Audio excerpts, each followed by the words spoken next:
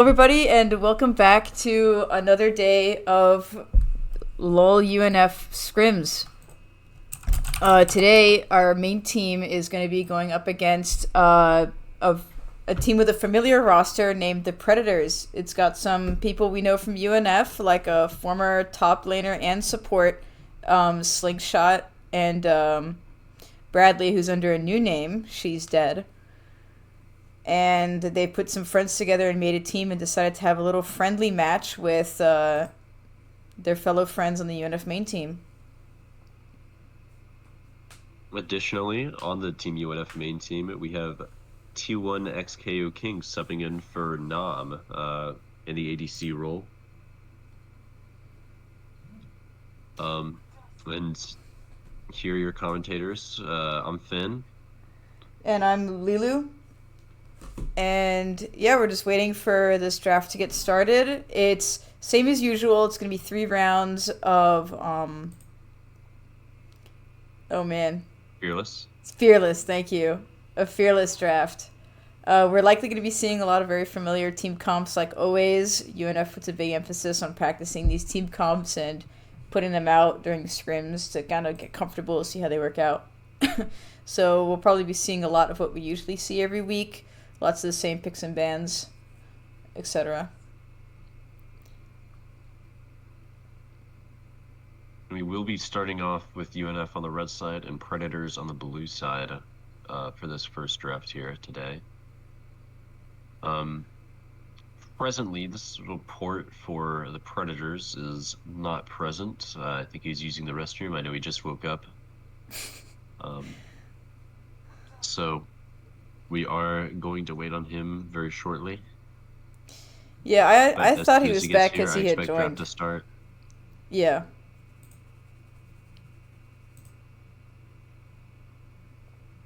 I thought he was back since he had joined, but I guess he's still using the bathroom.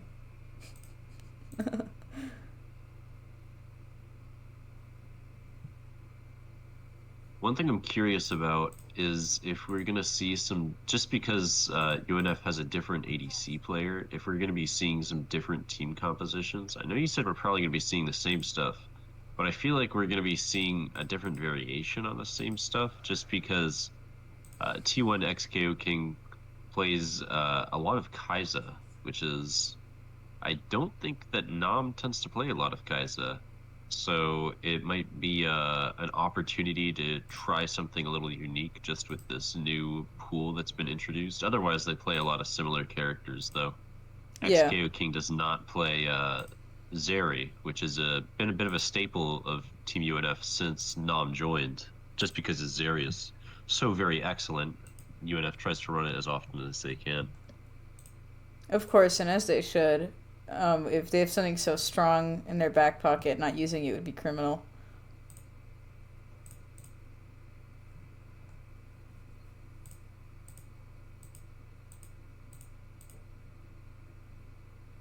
Sorry, I'm looking also to our regular... Oh, sorry. No, I was going to be off topic. You go. No, I want to hear what you have to say. I was going to say that it's my bad that because I'm looking for the life of me for the setting where I can change the title of our stream. Because I know that's something I can do while I'm live, and I really can't find it. I normally don't have this much trouble locating that setting, but it's whatever. I think I use a different program than you do, so I'm not able to guide you. I apologize. It's totally fine. What were you going to say?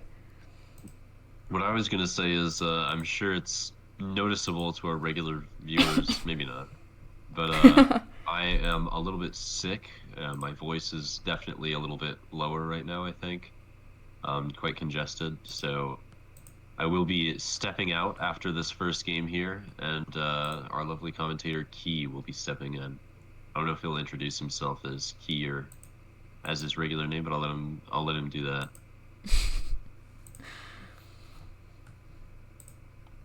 Yeah, we will be conducting the normal post-game interviews. This time we'll actually be interviewing Michael, which we have not interviewed yet. That's new. Oh, and bans have begun. The Predators... Sorry, I missed it. We were too focused on talking. UNF banned Garen, Blitzcrank, and Talon, and Predators banned Soraka, of course. Galio, and there's the Kaisa you said that T1XKO is good at. Predators started by picking Israel, and UNF responded with Oriana Nocturne, which those of you who are tapped in often know this is a team comp UNF loves running. It's their Wombo combo with their ults, and it's honestly, if you ask me, it's one of their strongest team comps. They always do so well when they pick into this comp.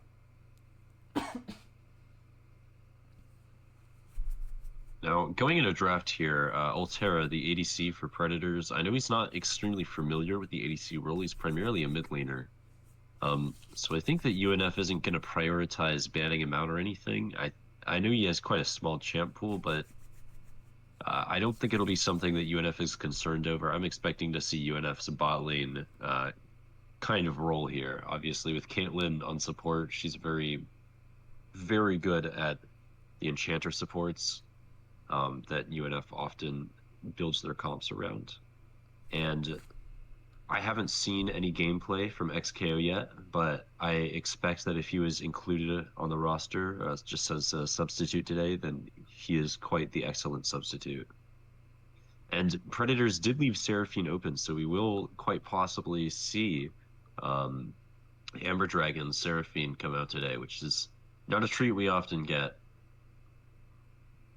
Yeah, and she's a menace when it comes to the more damage-based enchanters like Seraphine, because she can be so oppressive on top of already being so very on top of getting that vision down.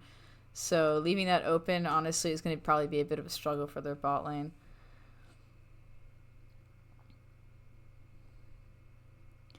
And UNF bans the Xinjiao in the jungle.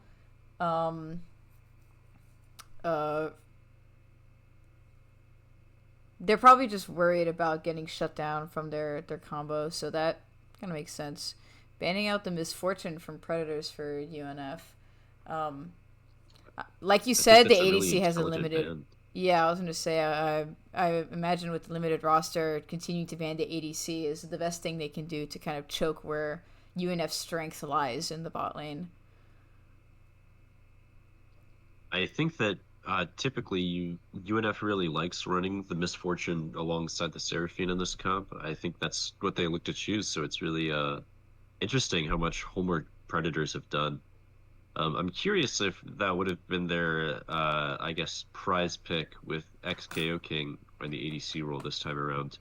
And he is also quite proficient at Jinx, so 3 bans thrown towards the ADC of UNF here. A lot of apprehension being given by Predators, a lot of respect being thrown his way. Yeah, I was going to say 3 bans, that is crazy. And if you want to include the Soraka ban, that is almost every ban just going to the bot lane.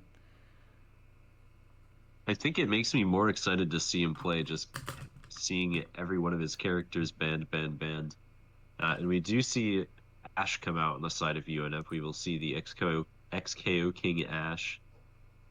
Not a character I'd say he's known for. I think I did a little look over of the characters that he plays the most, and Ash was not on there, but I'm sure that he can pilot it with some proficiency at least. We see Kayn Zareth coming out for the Predators, and UNF's top laner is last to pick. I'm curious what they'll go into Yorick. Yorick is a very tough character to deal with in lane, and we do see the Ornn hover for UNF. Probably just going to lock the Ornn in. I wouldn't be surprised if we saw the Gnar either, or even a Kennen, but I think UNF is just going to lock in the Ornn because that's what Nick is most comfortable on, and Yorick is really sort of tough to deal with if you're not comfortable and if you're not in a position you want to be in. And also, I'm pretty sure it's quite difficult for Kennen to deal with Yorick. So it's a very well thought out early top lane pick from Predators. Once again, showing their understanding of UNF's typical compositions, I suppose. Yeah, and the Ornn pick also works really well in the fact that they're trying to get a Wombo combo out here. These are, all 5 of them are champs with incredibly strong team fight ults. And also just that in lane, Ornn kind of serves the same purpose as Yorick, being pretty tanky, being a split pusher, being a bit slow, but shows up to fights and is pretty oppressive. Which, as someone who's hard to counter, that's really the best thing you can do, is try to just match and bring the equal pressure to the team to kind of level that playing field. And with Nick so comfortable on Ornn, it's not bad at all.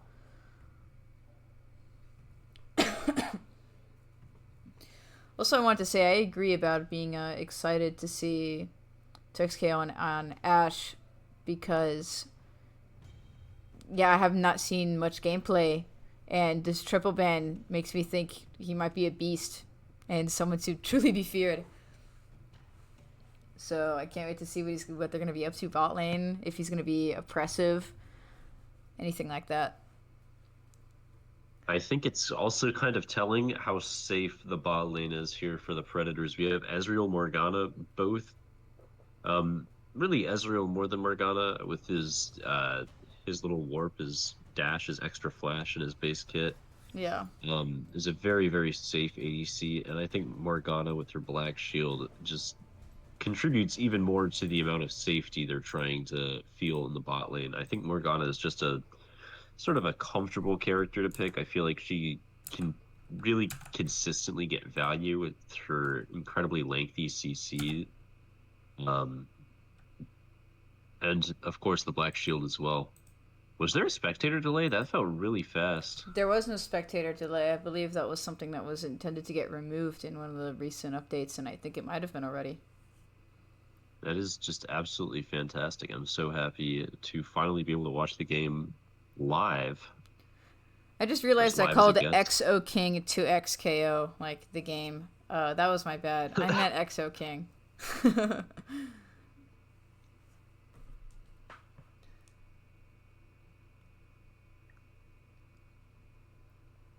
Yeah, not having a spectator delay is going to be pretty nice because waiting the 3 minutes was always kind of lame.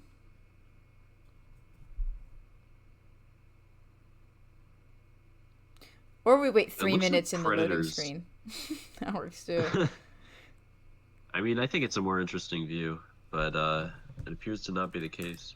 I think the team composition of Predators is very interesting. I think their goal is a little bit less clear than UNF's. Obviously, UNF, just with the Nocturne Orianna, is an incredibly straightforward. You don't have to know the team to know what they're going for with that kind of composition. But between the Yorick and the Ezreal, I almost wonder if Predators are looking to avoid team fighting or really avoid fighting in general. They have a lot of characters that are, I guess, better in small skirmishes than big team fights.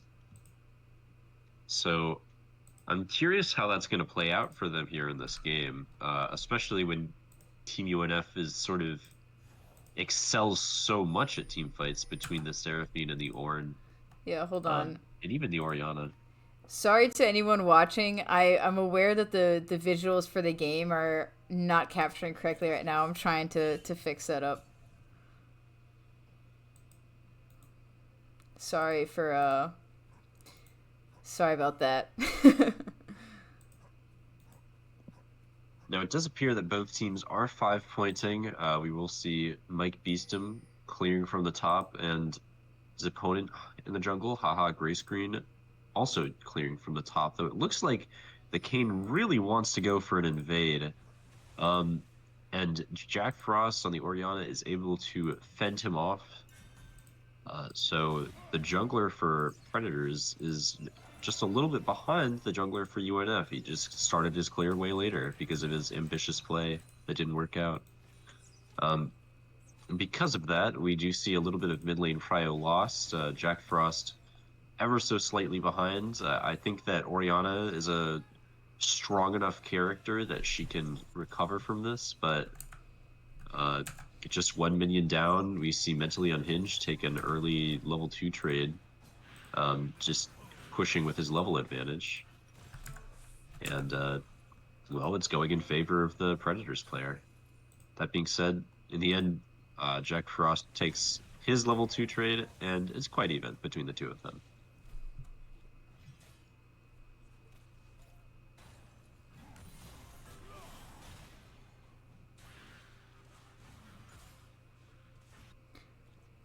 So sorry this to have point, you both talking so junglers. much, Oh, Finn. sorry. But thank you so No, you're much fine, for man. yeah. I actually don't mind it. Actually, I thought I'd mind it a lot more. Um, but I just think I probably shouldn't be using my voice as much. I'm probably gonna need to drink a lot more. I might step away to do that at some point. But for now, I'm fine talking. We do see a freeze occurring in the bot lane. Predators have the wave more on their side of the map than on UNF's side of the map, which sets up for their jungler to get an easier time ganking. That being said, there is a ward on the side of UNF in Predator's Tribush, so I find it pretty unlikely this Kayn will be able to do anything in the bot lane here. Additionally, UNF just barely manages to crash the wave, so the wave is now bouncing back towards UNF's turret. Also, despite Haha Gray Screen's later clear start, uh, he has quite significantly gotten a time lead or a tempo lead on Mike Beeson. That could just be the nature of Kane, but I think it also shows what an effective jungler this player is. Right, I Mike fixed the stream. Beeson, sorry, No, no, it's okay. I'm Mike saying I fixed the Beeson stream. Yippee! So I'm here.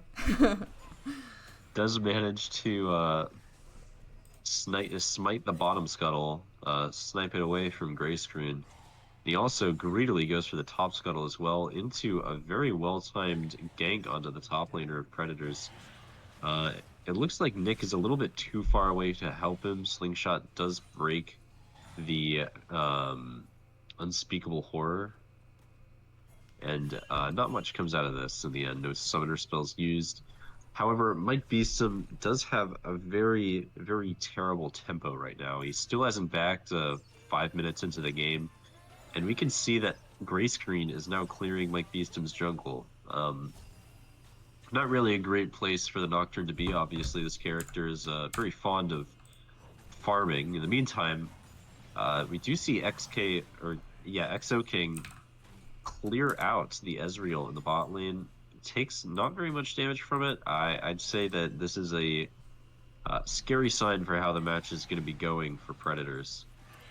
Clearly, this player is quite adept on the Ashe, and we will see a bot lane tsunami wash over this game.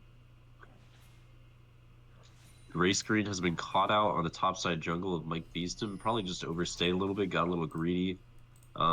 It's something that can happen on the Kayn. We do see the flash forced out by Mike Beeston onto Gray Screen, and Jack Frost collects the kill. Not really who I think you'd want to give that kill to. I think that accelerating the Orianna into the Xerath is it just can't feel very good as the Xerath.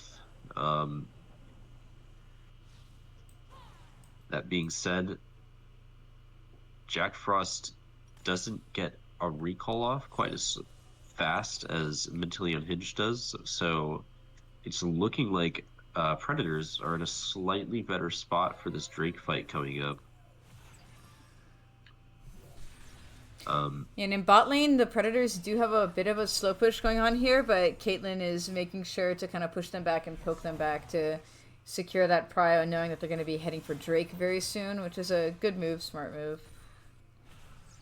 And they pushed out that lane a decent amount, maybe even going to be getting this kill here on this Morgana, forcing the flash out instead, now focusing on the Ezreal, getting him to blink away as well. We do see Mike Beeston already tearing through the Drake. It doesn't really look like he's going to get contested. Gray Screen is aware of this and is already backing. In the top lane, Nick manages to pick up a kill on Slingshot, which is quite surprising. I think Yorick is at his strongest in this very moment. So already dying to this Ornn is it's a bad sign for him.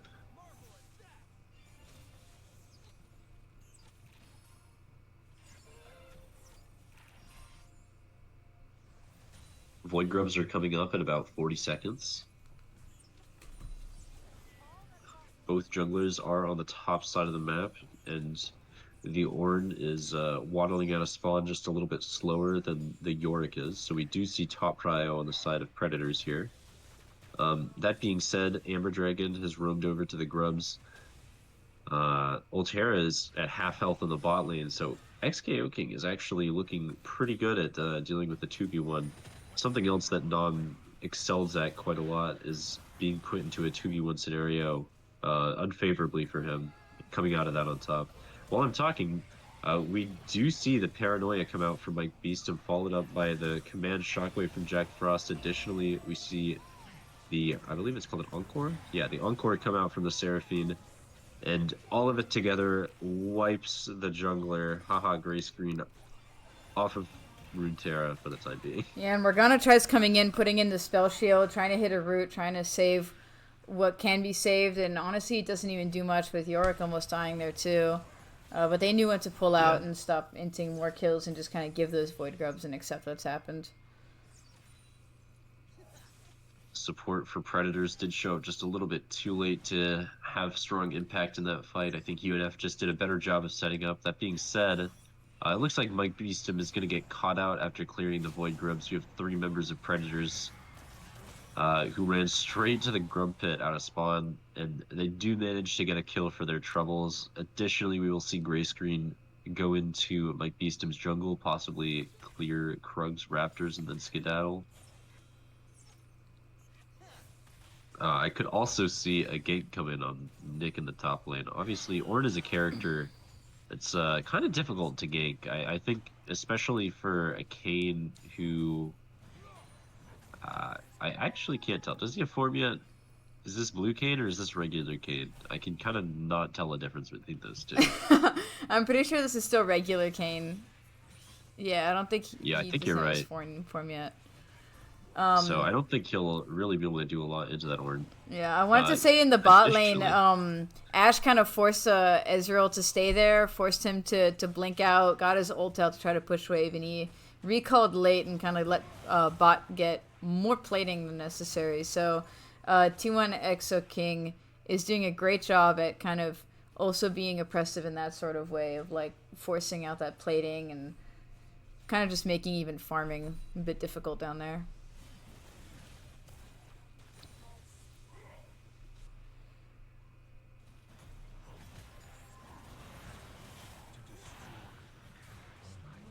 we do see the Ornn ult, Call of the Forge God, come out here in the top lane. He does manage to get Slingshot's flash out. The Ornn does die in this little trade that they had going on. I think that letting Yorick get that kill is worse for the Ornn. I think Yorick dying or Yorick getting a kill is worse for the Ornn than Ornn getting a kill is for the Yorick. We see Mike Beeston ulting the bot lane and helping to get that double kill. Unfortunately, Ezreal does flash and gets out, but they secured the kill on the Morgana, getting her exhaust as well, getting her ult too, with that kill going also to Ashe, just making her even stronger. And they're going to be sieging this bot turret and getting that first turret for Boots as well.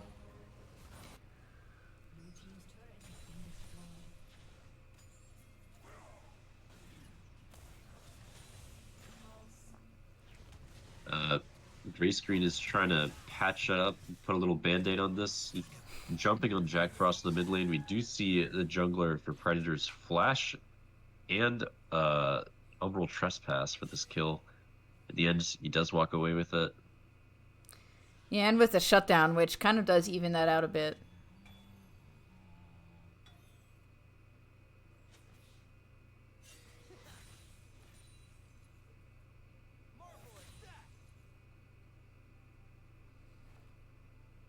Yeah, Kayn has returned back into the enemy jungle, again looking to steal more farm or maybe even catch Michael Beeston out. But, Mike Beeston out. But unfortunately, there's really nothing much to grab there besides those raptors.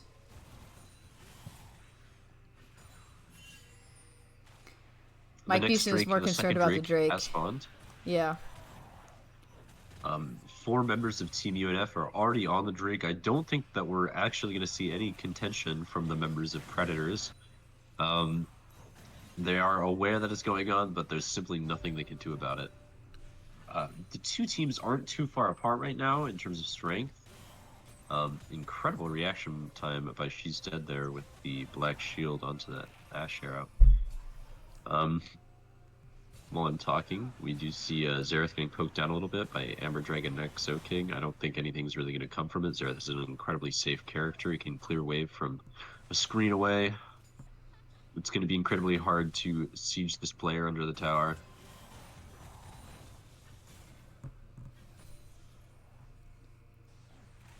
And Rift Herald is spawning in 2 minutes. We do see Mike Beeston clearing up right now. Additionally, Gray Screen is also clearing up right now. Or, I guess, recalling, and then we'll be clearing top to bottom in his jungle.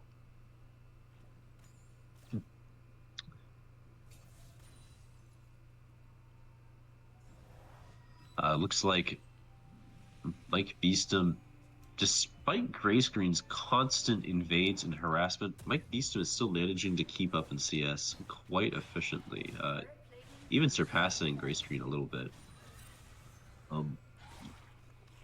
Really knows what he's doing on the Nocturne to be power farming this much and still with kills. I think he's not actually that much ahead in gold, but he's performing quite well. And I think we're about to see him get a little bit farther ahead. The Paranoia used on the Yorick in top lane, and we do see Slingshot go down at the hands, or I guess the claws, of Mike Beast up on the Nocturne. And Amber Dragon out here harassing Kayn to stop him from showing up for a counter gank. And also to stop him from setting up for anything he might be setting up for with Herald. No vision. And he won't be able to gank mid either. T1, speaking of mid, T1 Exo King tried to ult, but Morgana blocked it with a spell shield, leaving that essentially to waste in mid lane. And Kayn made the mistake of trying to catch the wave a little too far up and top, and both tower dive for him. But Mike Beeston kind of ints there with the ult and gets taken out by the tower, giving his shutdown to the enemy Kayn and being down for when the Herald is going to be up soon. A bit of a greedy move, I think. Absolutely.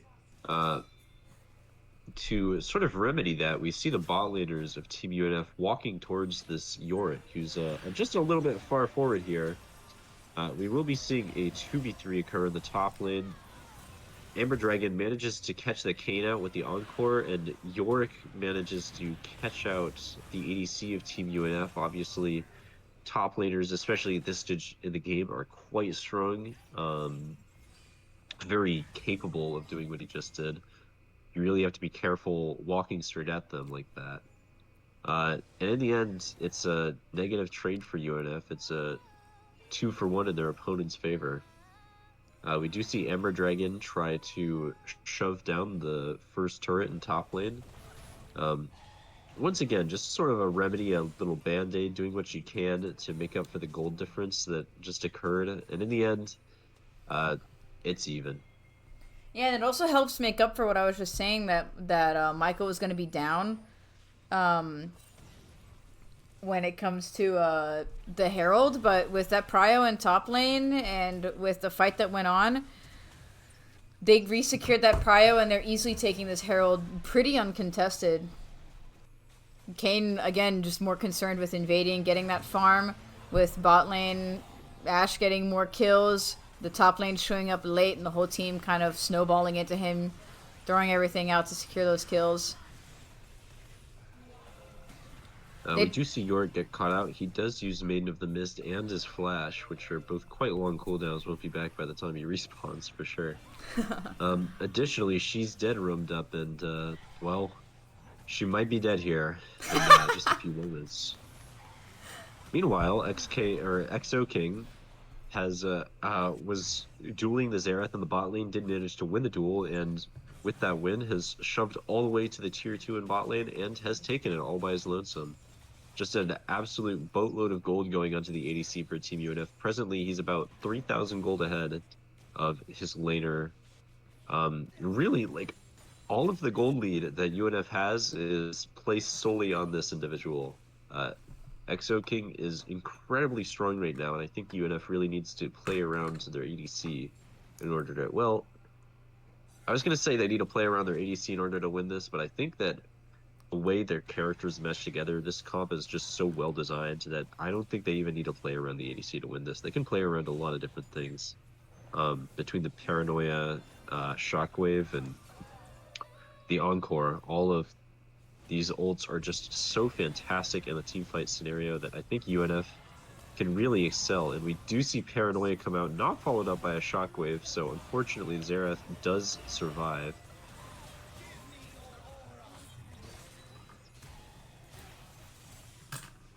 And Xerath does what he can to try to knock him down with his ult, but there's only so much they can do without too much damage with the follow up. We're seeing a lot of Sum Force here too. Both ADCs popping barrier, afraid they're gonna die. We see Nick continuing the fight, going in with his ult and getting the Xerath, and this secures no contention on the Ocean Drake as well, leading to, what is this, the 5th objective in a row, completely uncontested? I don't know if I'd call it uncontested. There was like a little skirmish on Grubs, but UNF has just been taking jungle or epic monster after epic monster. Would you call the fight before an objective contention? I think that I would refer to explicitly a fight after the objective's already been started as contention. So I think you might be right in saying that 5 uncontested objectives is what we're looking at here. Once again, sort of a theme that UNF seems to be quite good at taking things without getting contested for them, really. Gotta find another word for that. I mean, just kind of asserting themselves and getting that space early and using it very well.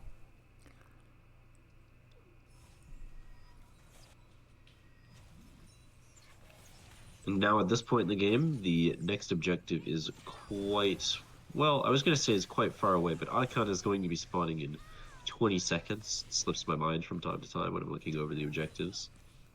And we do see a lot of the players on both teams sort of posturing towards the top side of the map. We do have vision on Otacon for both teams. I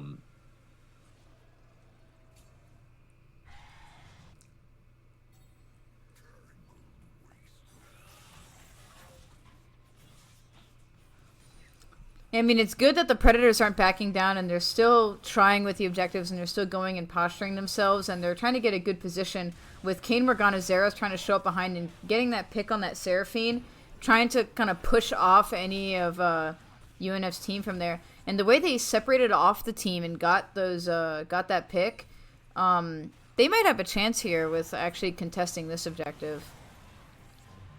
But somehow, even when they did that, they relinquished the space and allowed UNF to get there first. But they are going to be fighting, not a proper team fight, but it seems to be a little 3v3 here. With Mike Beestum ulting in first and the enemy Kayn responding with an ult on the Orianna, not quite taking him out. And we're seeing a lot of damage from this Ashe here, just absolutely melting everyone and stopping them from properly following up. He blindly throws his ult to try to catch the Kayn and doesn't quite hit him, with Kayn going around to try to clean up the Orianna and the Nocturne. But they're kind of poking him and pushing him off in a way that leaves him a little scared to come in. Seraphine coming in just in time to stun him and finish him off before he can clean anyone up. This leaves Otacon behind with neither team having taken it, but UNF is on the way to take it now before Kayn comes back up to ensure there is no smite fight to lose here. And all while this is happening, bot lane does fall to Team Predators, so they are trying to make up for whatever loss they have here and getting that kill on the Ornn too. So they are doing what they can and split pushing and making up for that goal difference, but I think losing that fight and losing Otacon is a bit bigger than a T1 in bot.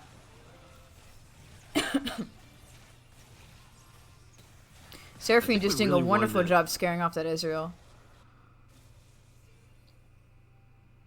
I think what really won at UNF that Otacon was the really great positioning from all of their players, separate of course from their juicy 4,000 gold lead.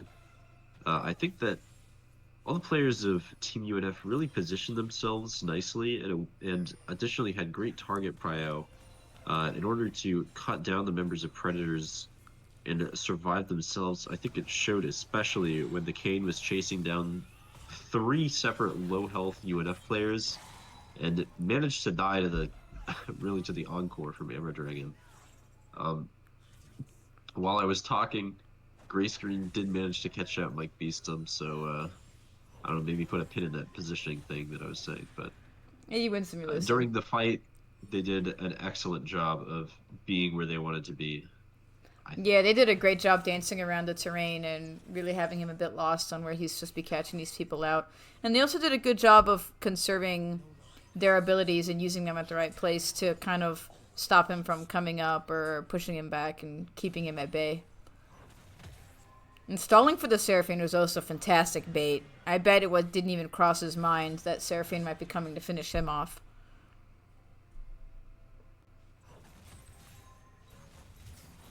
The next Drake is spawning in 7 seconds. It is an Ocean Soul here.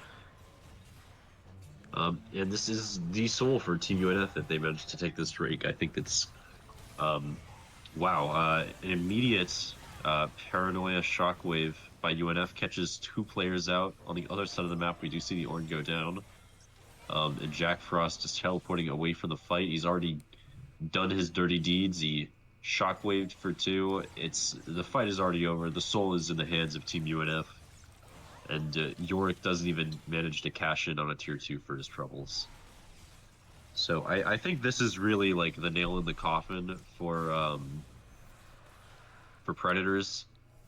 I think at this point in the game, there's really no coming back. They've been playing their team fights out pretty nicely. I think for their comp that should realistically struggle quite a lot with them with those team fights. Predators is running a very pokey comp, and UNF is running a very divey comp, and generally dive beats poke.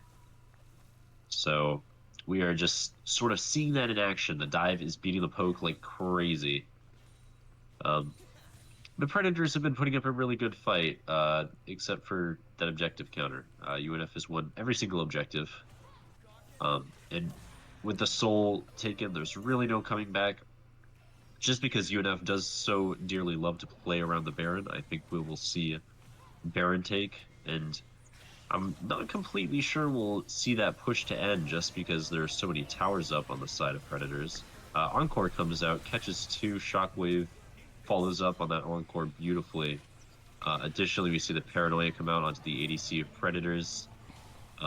Yorick is in the backline, manages to snipe UNF's ADC, Exo King. But it just doesn't matter. Jack Frost is fiending for the Penta right now. Decides to give it up in favor of Baron. He's a better man than me, for sure. I would have chased that Yorick to the ends of the earth. But UNF is stone cold business.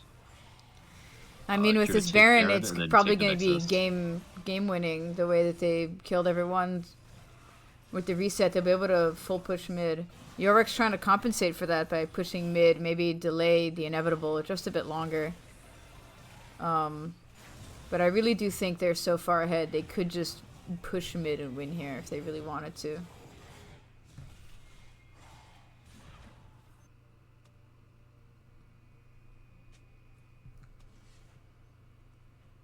Well, we see everyone returning to their lanes. Bot lane going bot to see if they can also catch this Yorick, and Orianna just kind of going back mid.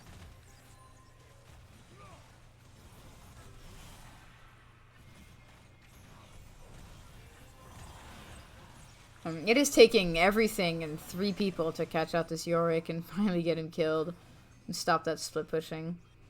And they do see the Morgana alone here in jungle, but she spell shields herself and manages to just kind of get away and walk back to safety with the Ezreal.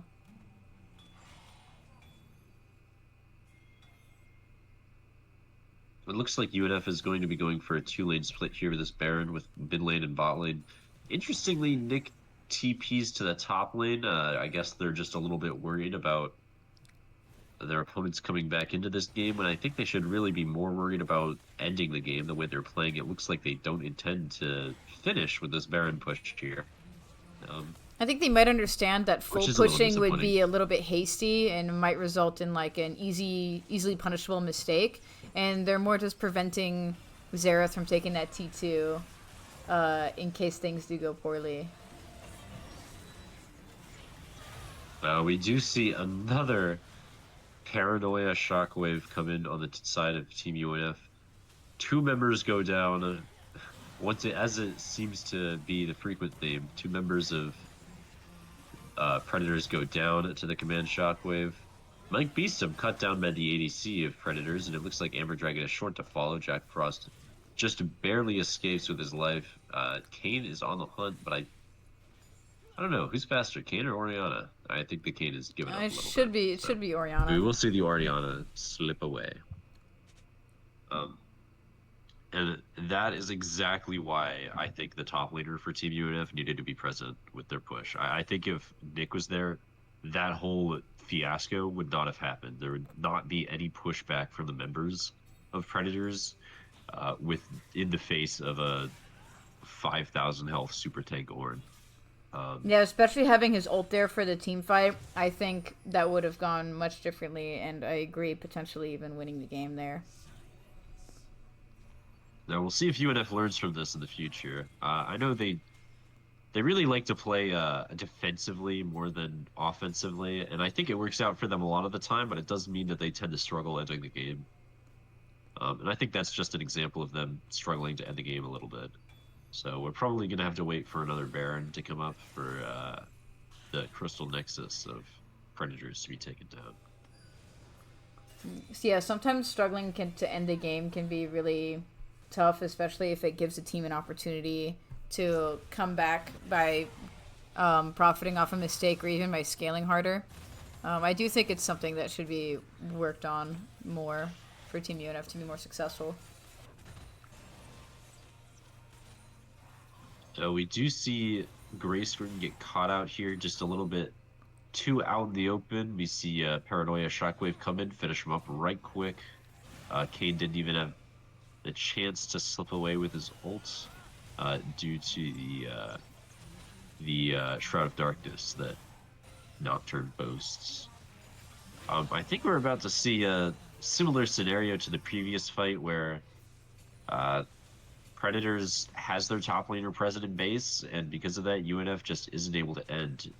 They are tickling away at the base of Predators. However, they do catch an inhibitor out, and we will see Elder Dragon taken shortly. Oh, well, you would expect to see an Elder Dragon taken, but instead we are seeing UNF bush camp, and they do catch out the mid laner of Predators for their troubles. Just making this fight even more difficult for their opponents. Mike Beeston goes for the Paranoia Shockwave, punches it up, misses. The Kane is in a wall. He can't follow it into a wall. He only just learned that about his character, I think. But it doesn't really matter. UNF walks through the opponent's team. Nick questionably flashes after she's dead, does a little bit of a mistake. Altera is the last member of his team alive, and it looks like he will be getting caught out very shortly. He's really living, and it's over. Yeah, and honestly, ignoring the Elder now is the right move. They can very clearly end the game. Thankfully, it did not go to another Baron, and we didn't even have to see them fight Elders, so that is the end of the first game here between UNF and Predators. Pretty confidently won by Team UNF in the end, about a 9,000 gold lead. But UNF was really ahead the entire game. There was a lot of close fights. I'm honestly impressed at how well Predators stood their ground despite being behind. But now is where I will be taking my leave. Sorry, actually, you can say your thing, then I'll step out. No, I was going to say that I think you can pretty confidently say this was a sweep, but what does concern me is things like the farm differences. Almost every lane out-farms Team UNF except for mid lane, despite how behind and how oppressed they were. And I think something like that could be something that could stop a game from being such a sweep if they weren't stomping so hard. Like, it's pretty consistent that Nick loses in top lane and just kind of has to play back and just play for the team. It's pretty consistent that Michael falls behind on farm as he starts hunting for kills. So I think it's interesting that even though they sweep, you can still see in the stats these kind of like, I don't know if I want to call it like macro mistakes that they make, but just clear room for improvement despite how hard they sweeped is what I'm trying to point out. Well, if that makes sorry sense. to reiterate, thank you so much for having me. I've been Finn. It's been a pleasure commentating this first game, and please give Key a warm welcome when I leave. Goodbye. Good night. Of course, and get well soon. Toodles. Yeah. Thanks.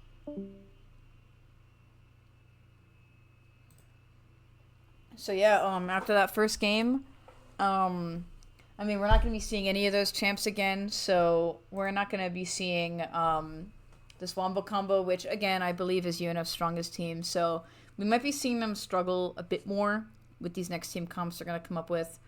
But I could say the same about Team Predators. I know that Yorick is one of the strongest picks for Slingshot in the top lane.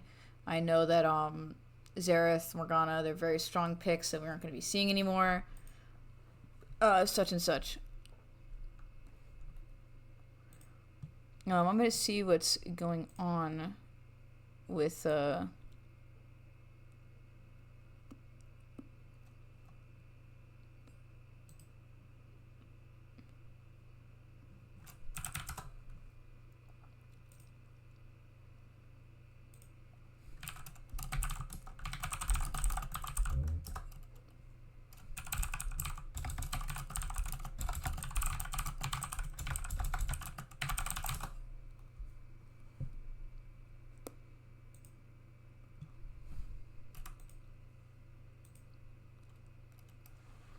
yeah, so we're just waiting for our other lovely commentator Key to show up here. So we can get started on this second draft.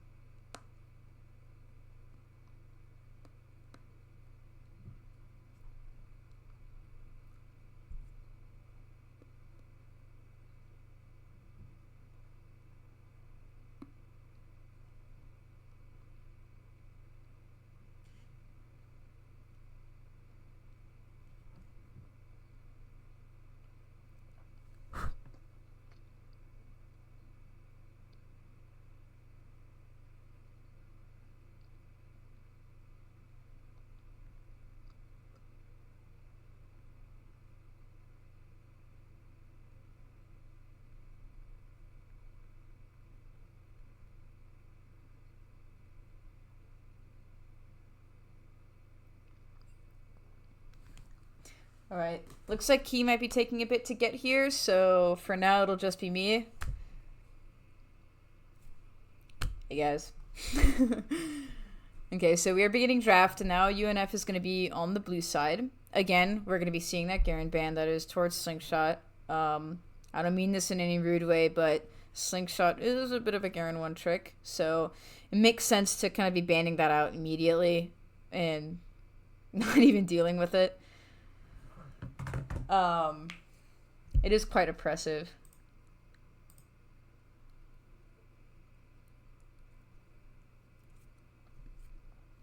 And same with that Soraka ban we're going to be seeing here. Soraka is Caitlyn's main ban in the bot lane. Oh, they were hovering that Blitzcrank ban that they had in that first game, but they're thinking about Mel here. Only lock in that Blitzcrank. Blitzcrank is also banned to the bot laner. She's dead. He's gotten pretty good at being annoying with Blitzcrank, but who isn't annoying playing Blitzcrank? He's pretty oppressive to almost any team comp, just kind of picking out the squishies in the back line and kind of making the game a little bit of a living hell. Also, again, we see that Kai'Sa ban.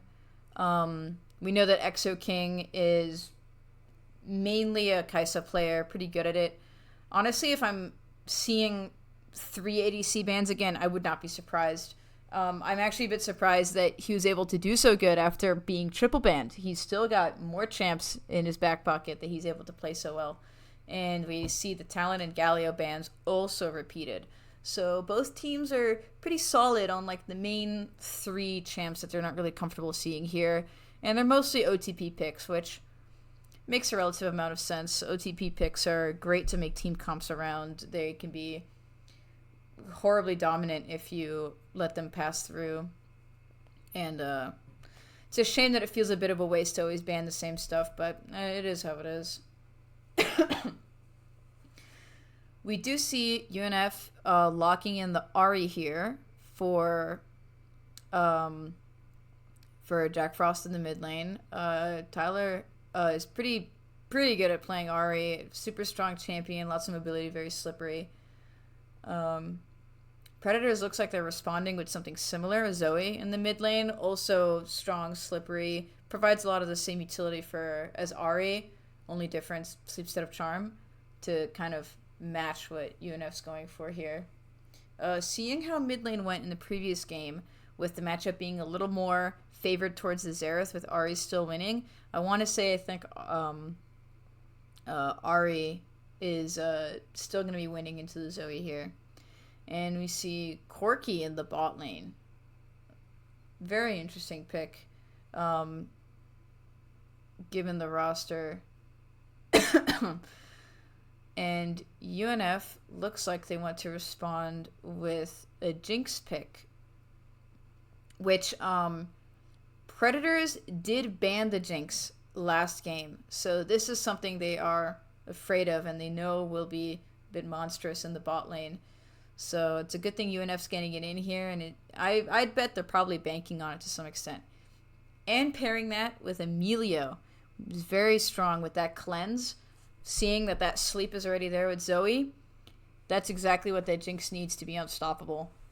And again, Emilio's an enchanter with incredible poke, really good roam, just things that Caitlyn consistently excels at. Yeah, so she's going to continue being oppressive in the bot lane. And as we saw with the Ashe, Exo King clearly has no trouble with 2v1s, especially with someone like Jinx. Definitely won't be having trouble there. Predators tries to respond with Aurel, someone with stuns who can maybe pick out that Melio, let that snowball into a Jinx. Pairs well with the Corki as well, lets him get up close and get all his abilities in. We'll have to see how that unfolds, but this feels a lot like the previous draft as well, where Predators is looking to play a little bit more safe, a little more back, with Corki being long-ranged and Rel being a bit more defensive, depending how she's used. And I don't think that that's going to end up well if they just kind of let Jinx snowball. I feel like if you just play back and let her farm, you just lose to her. She scales really hard. Here we see both teams banning out jungles here. Predators banning Michael's staple Viego. And again, we're seeing a Xinjiao ban. So, again, more things that are just consistent, very present worries for both of these teams.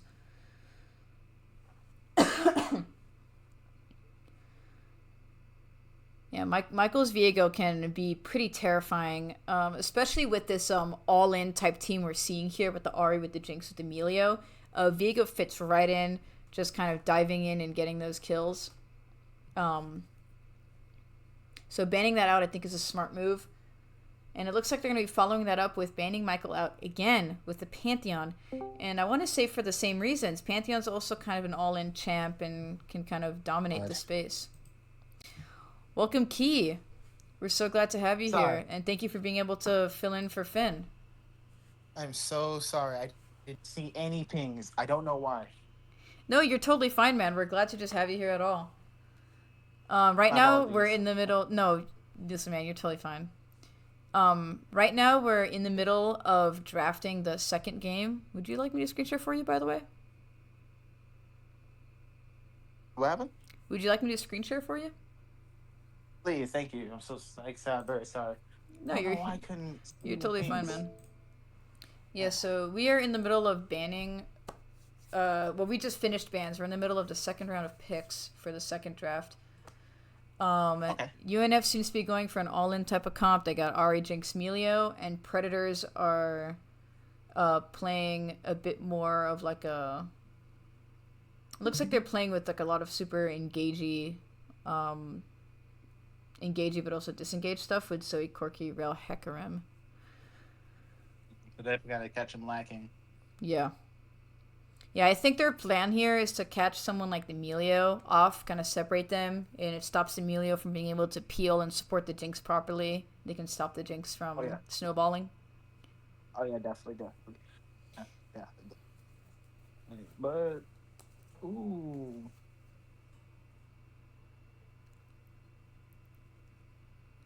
ooh, I think Mordekaiser is an amazing pick. They'll be able to like sort of like score off any mages that might try to go in like Zoe. Yeah, really easy to ult them out, and they just lose all utility. And Sejuani too. Yeah, this is good. They're pretty great. Yeah, I think so. Johnny You really have it. finalizes this all-in comp. I feel like they're just gonna be picking a target, and that target will be eliminated, and we'll just open the gates to kind of picking off the rest of the team one by one. Bully Gaming and Insta Pick Jack is insane. Honestly, I don't think Jax is the worst response to all of this. I think he's someone who can catch the Ari, catch the Jinx, also pick off the Emilio. But definitely, you see, definitely has no own counters slash ways to get through whatever the other team advantage is. So this isn't anyone's favor, in my opinion. Oh yeah, I wasn't there for the last one. Who got the last? Who got the game one? I don't even know the UNF motherfucker. sweeped. They cleaned the game up in, I want to say, like 28 minutes, I think. Oh, that's so good. Yeah, Nice. they got every single objective. They ended the game with like a 7,000 gold lead, maybe even more.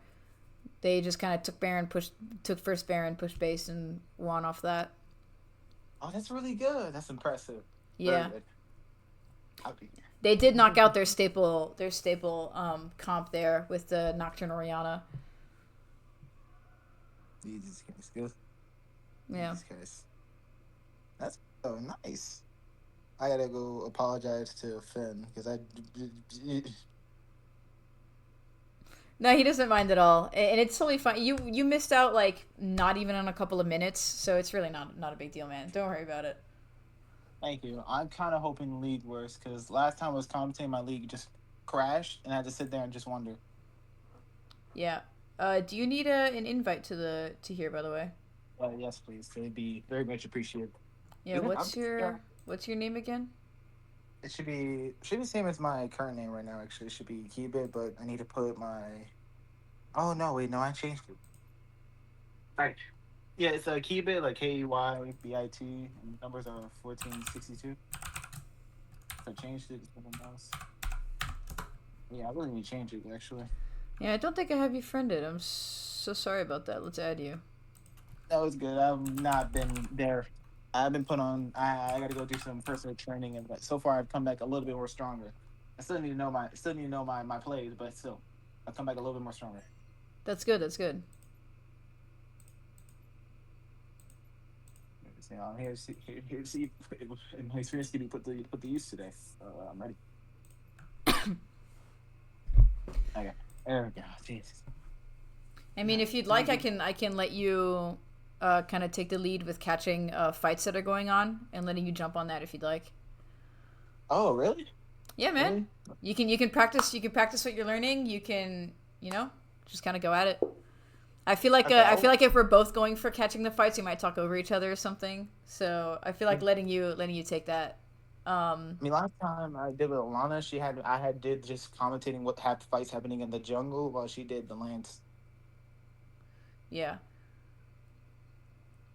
Like, I so don't I don't I don't have it that like structured when I am commentating with like Finn or something. We just kind of are all talking and we go for it. But if you want to take fights this time, you can go for it, and I can commentate maybe like the laning stuff and maybe the more boring in betweens like what we're seeing in the jungle.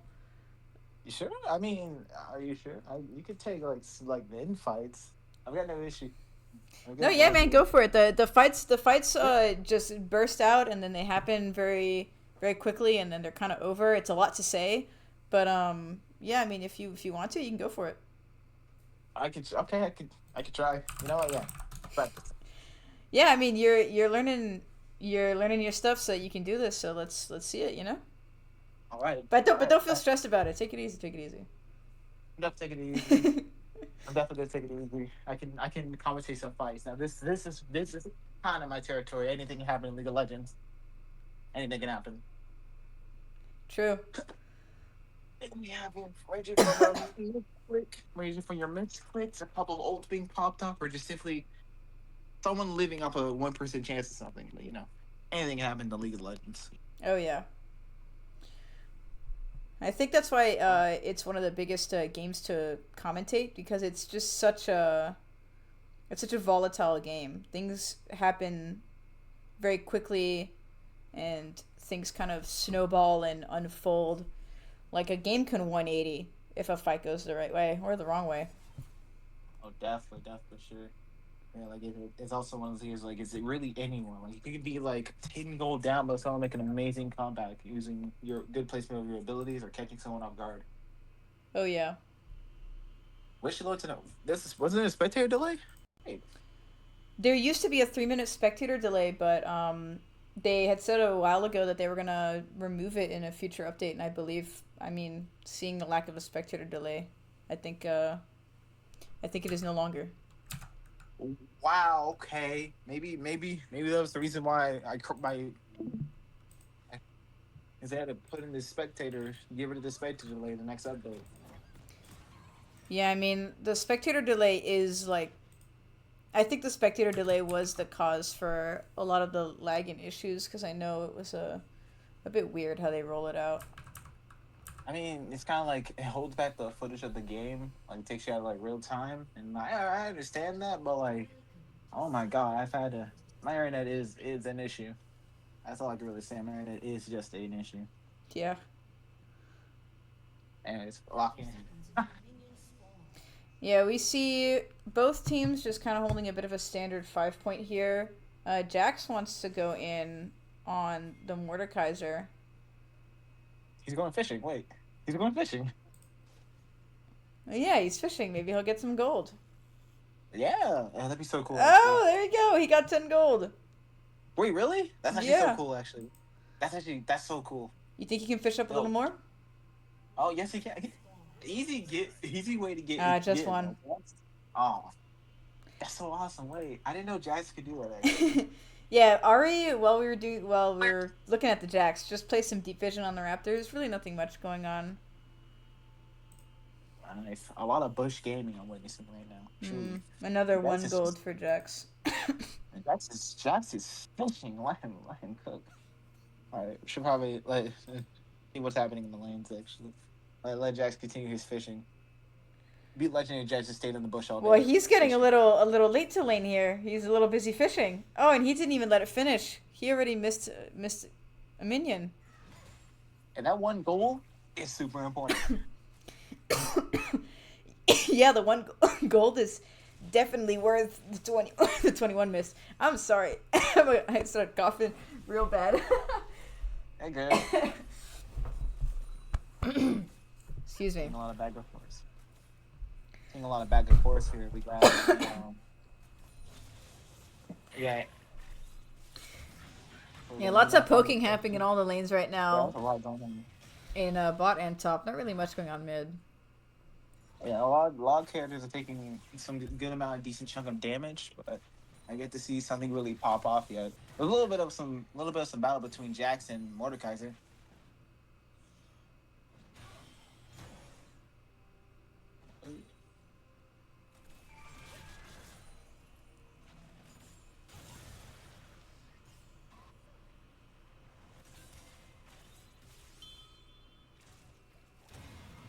Oh, we see Sejuani here looking to invade the bot, but at the same time, Gray Screen ganks the mid lane. So Mike Beestum accidentally finds himself in the right place for a counter gank, but loses out that first blood to the Hecarim, with Ari not being able to peel for him.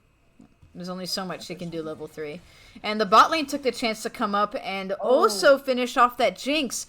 But Jack Frost caught out that Zoe here. You made her use her flash, and Ember Dragon uses her heal to get Jack Frost back to safety. We were just talking about how there's just been a couple of poking. We see straight action going on right now. Oh my god, I totally forgot I was going to leave the fights up to you. I just kind of reacted to what was going on. Oh, go for it, man. You good. You good. Apparently Ari and Millie are applying pressure on Rel right now, but I think she's going to recall back, yeah. And to be honest with you, my camera was centered on Mordekaiser and Jax, who were just brawling with each other. Yeah. Now, with the directed camera, it's definitely hard to catch some of the action that's going on here. Something else that happened right at the end there was Sedge knew exactly where Rel was backing and kind of walked up to her and had her pop her flash. So she will be going back to lane. Also, some down to kind of help even out that Amber Dragon used her heal. Neat. Missy Jax TPing back to top. Mordekaiser did too. So they're even on TPs. Oh, my guy's so close to me more.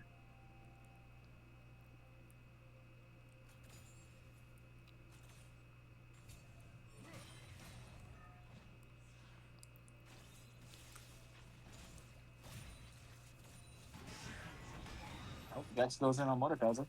Oh.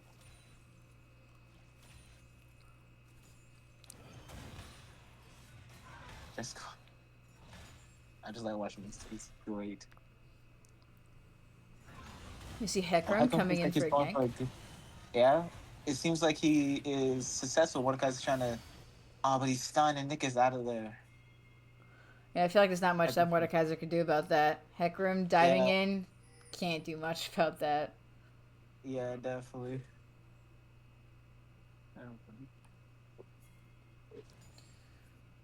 Oh, they're going for Drake? Or they're waiting for Jinx Emilio seems to be going for Drake right now.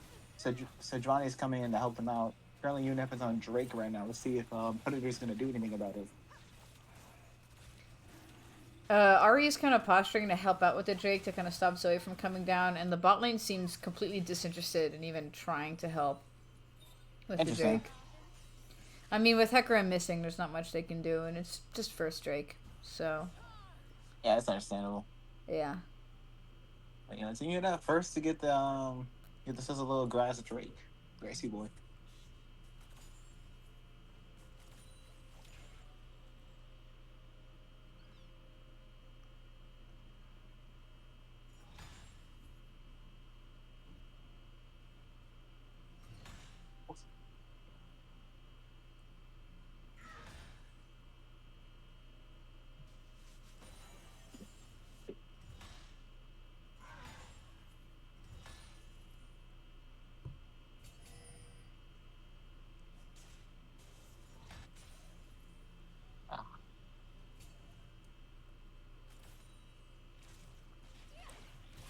Oh. Yeah, bit of poking happening in bot lane. Oh yeah. There's a little exchange between Zoe and Ari. Zoe lets Seth land her sleep, doing massive damage to Ari. Currently showing at half HP.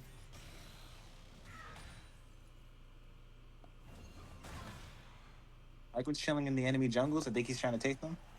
But Sejuani seems to be approaching them. Oh, Sejuani's going on Hecarim, but Zoe is there, so he needs to be careful and might get slept. But it seems like they're just here to take their jungle, and that's it. Mike's currently getting attacked by both Zoe and I think the rest of the camera and Hecarim, but Sejuani makes an escape. Jack Frost goes to help, but it seems like he doesn't need to be there. Sejuani successfully just escapes. Okay, let's do this real quick. I'm trying to worry about anything. Yeah, and in the bot lane, Corki does get that one plating before Jinx shows up to kind of push him off. Oh, there's a Rel and Zoe are engaging Ari, but Ari successfully escapes with her ult.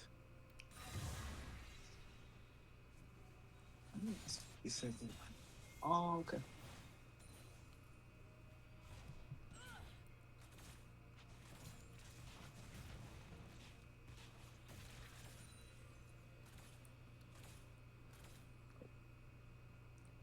I was going for Void Grubs right now.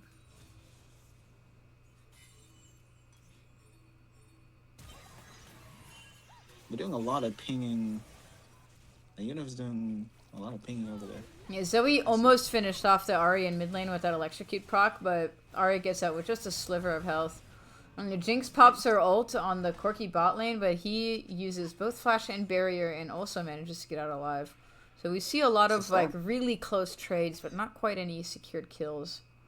Yeah. Oh, Zoe just finished up Sejuani.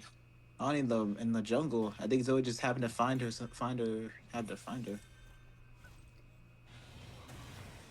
Yeah. They're not paying for awards to be placed everywhere. There's always just roaming.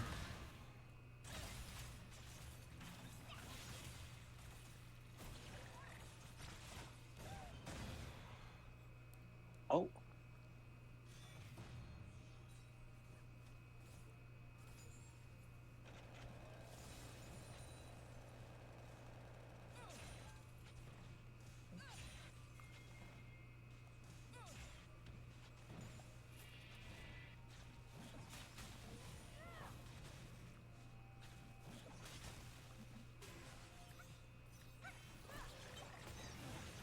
So Amelia coming to help Ari real quick. So far. And Zoe makes a escape out of there. I think Ari missed her charm, or the shit wasn't on cooldown.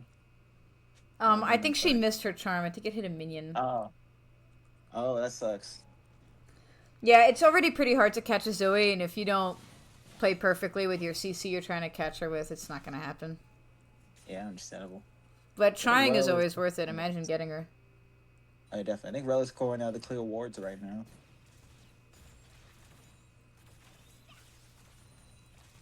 Aggro in mid lane. Covering Zoe's Zoe that she's not there right now.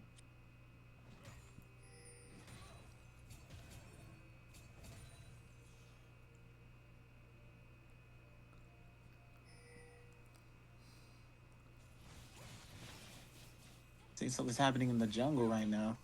I think they're both aware of each other. Trying to, I think they're both aware of each other.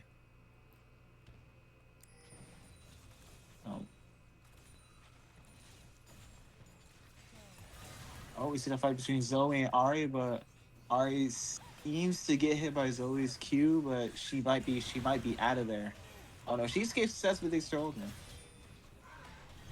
Yeah, Ari's doing a great job of getting out, but unfortunately it does keep her away from these fights. Like, right here, Team Predators was in a much better position vision-wise for this Drake, and as you see the full fight breaking out, Ari's just not there to help.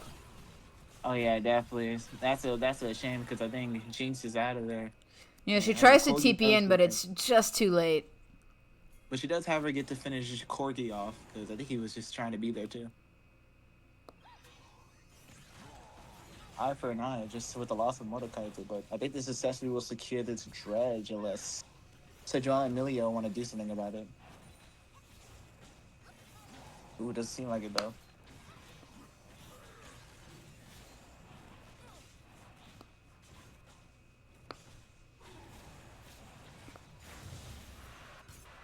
And as the Cloud Drake secured by Predator.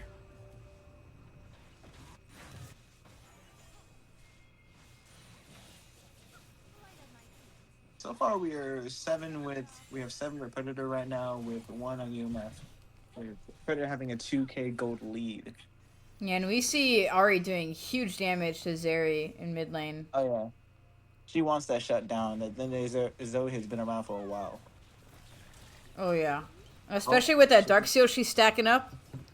Oh yeah, definitely. It's not fun to keep her around with those 4 stacks. And bot lane just actually trying to catch this Corki out. He gets barrier, and Rel comes in just in time to peel for him. Good job.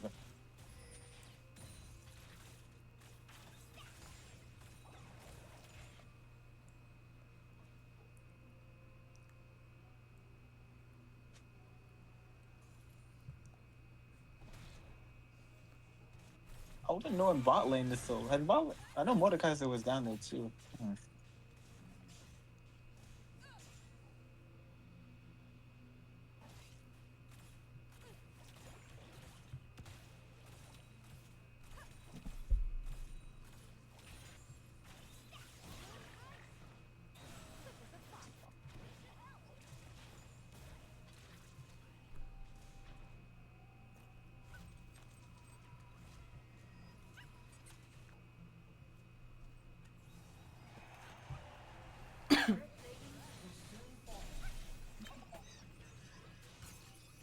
Yeah, not much going on besides just kind of farming, poking. We do see Hecarim going in for another gank on Ari mid lane, but Ari is too quick. not worth ganking, so he backs off Yeah. quickly. And in bot lane, we see the Predators getting a lot of vision prio on that bot lane. Corki's sticking around by himself to try to get plating, but Jinx and Melio show up together to push him off. And Sedge here too. Oh, And Sedge misses our... Oh, that's upsetting.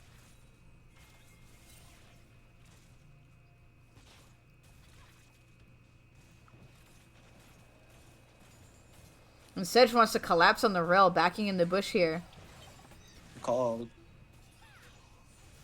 And Zoe sticks around to help her get out, so they don't get much from that either. Yeah. There's a whole lot of trying to fight with each other and disengaging at the right time going on right now.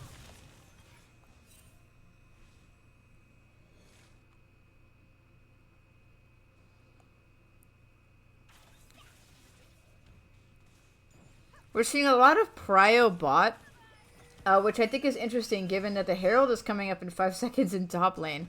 I'm not so sure what all the deal is with bot lane. Probably just that Krug. Yeah, definitely. But they definitely need to be looking to go top to get that Herald.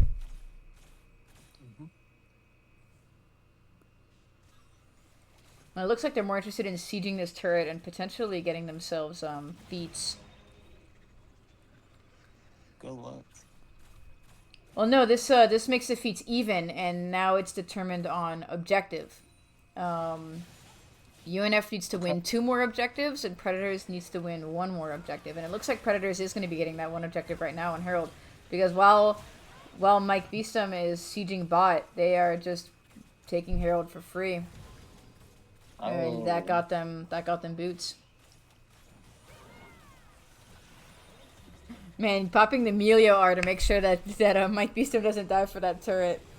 Well, an interesting decision, but honestly, they're even on gold now. They're no longer behind, so can I really say it was a bad idea? No, not at all. They went hard into the bot lane. Yeah, and I mean, second turret on the side lanes is a lot of money. Definitely. And we'll see how this plays out. However, it keeps them in the game, though. Like you said, it keeps them in the game with the gold lead. Well, keeps them in the game with the gold for now, because they would have been far behind. Oh, yeah. And honestly, out of every objective, Herald is kind of the least impactful, depending how it's used. Yeah, true. They honestly got pretty good options for how they can use Herald. They can try to go back and try to take their bot lane with it. But we'll see how it does. Yeah, I honestly think heralding bot a while ago would have been a good idea to kind of help with that Drake prio, but they were just never in the position for it. Definitely, but now I think the team is trying to fight for the Drake right now. We see a lot of wards around the area. Oh yeah.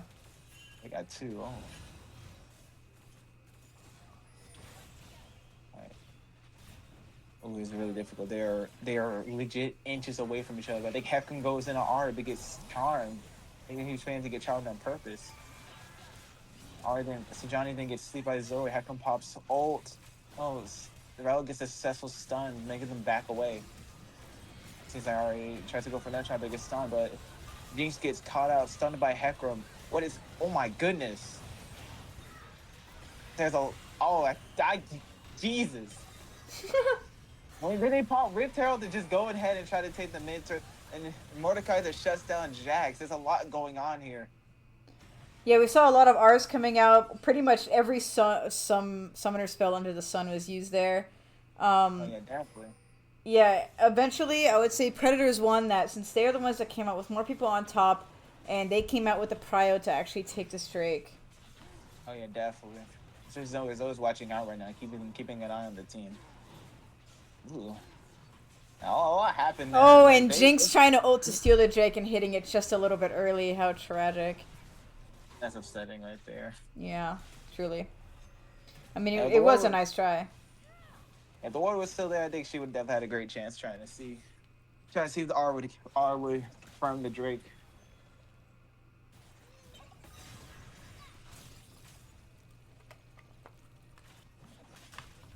And we see Jinx trying to chase down the Zoe here, but Hecarim comes in to protect the Zoe. and scare that Jinx off. Yeah.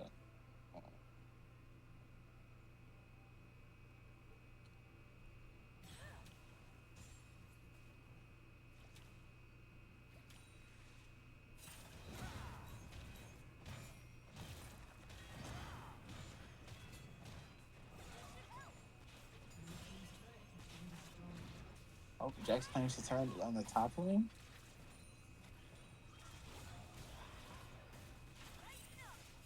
See Jinx right now firing her abilities on both Corki and Rel right now, and they back up into their turret. And Hecarim rushing in to collapse on them to kind of start a bit of a team fight here.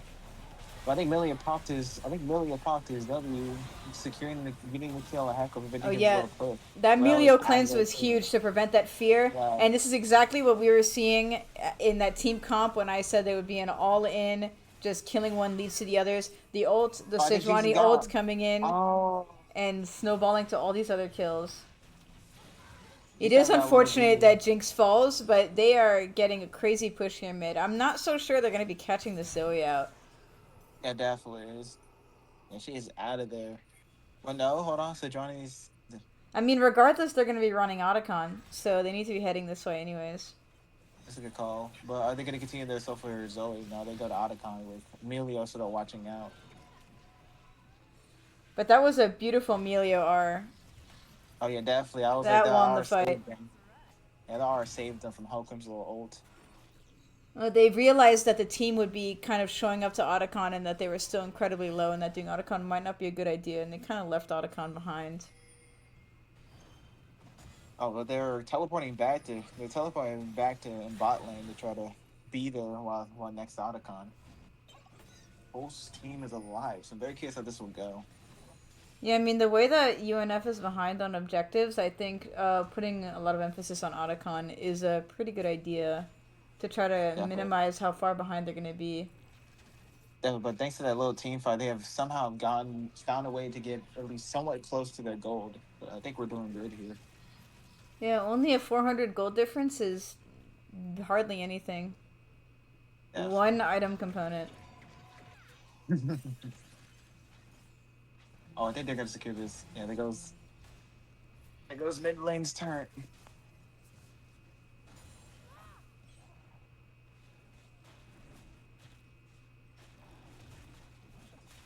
Yeah, instead of dawdling around, actually securing the turret's a great idea. A lot of the times, people get too hung up on the objectives and forget that they can kind of counter with pushing, taking towers. So it's good that they do that. Yeah, you don't want to be hung up on the objectives. You don't want to let a free roaming Jackson top lane take all your turns without you realizing it. Yeah, exactly. Yeah. But it seems like UNF is right now next to Otacon. I think they're gonna go for it. No, they're just clearing the wards right now, preventing them from breathing your vision. But we definitely see a lot going on bot lane right now with Jackson Mordekaiser just sort of chilling up top. Oh, we got some action going on? Maybe? Hold on. Oh, no, they're playing real safe. They're trying to find the right opportunity to get in there. Yeah, they're kind of posturing for a pick here, seeing if they can land a stun on someone, let that lead to a fight. Or they're going to replicate what they did last time, which is Helgrim goes in, Malia pops his ult, which I don't think he has. He does have, actually. But Jax killed Mordekaiser? Yeah, solo bolo in the top lane. Oh. Yeah, the top laners are doing the typical having a little roll of their own in the top lane. Yeah, their own battle's going on, but we see a little bit of a scuffle between Ahri and Zoe. Alright. I think Zoe and them are going to disengage. But dang, Jax is just up there in the top lane getting the turns on Mordekaiser. Yeah, Jax is making so much pressure all across the map. We see how can go in. Oh, wait, that's Rel actually. Flashes, pops her ult, pulling them in, killing Ahri, but Hecarim goes in after Rel to go and try to see if he can clear. And so far, I guess Ahri, Emilio is gone. Jinx gets slucked by Zoe, and she's out of there by Corki. Ooh. I think they get Otacon here right now. Both they've lost 3 of their champions right now, and they're going for Otacon.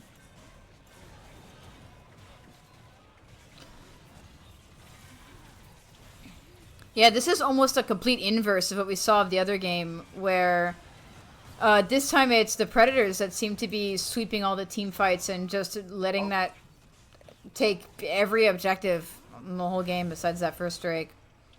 And because of how long it took to get that Otacon, they're going straight into another Mountain Drake.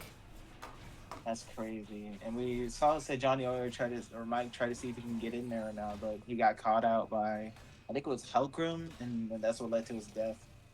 Yeah, and with how soon Baron's going to be up, I can see this shortly leading to Baron. Jinx, Jinx tried to do another R and take Drake. Yeah, and again, just a bit early. Timing that's real difficult, especially that they assumed the whole team would be fighting that, but Hecarim started fighting it alone, so it had just too much health. It gives the Corki and Rel a chance to go buy their equipment back, and we see Jax and Mordekaiser are engaged with each other again, but there seems to be an inverse effect. Jax is fine. No, wait, Mordekaiser is fine. No, they're back to fighting. Oh, I knew it. What's happening up here? I see Jinx gets caught out by Helgrim, who does a little bit of spacing while Zoe applies her damage. And Jinx is out of there. I am so distracted. These top laners are always fighting each other, always just by themselves. And Jax just goes in. What is he doing? What is he doing? Okay, yeah, these top laners are just having a world of their own. Jesus Christ. All right, let's go back over here. We see Helgrim on Sejuani. Sejuani dashes out of there. I think they're about to re-engage each other. Rel does not land her W.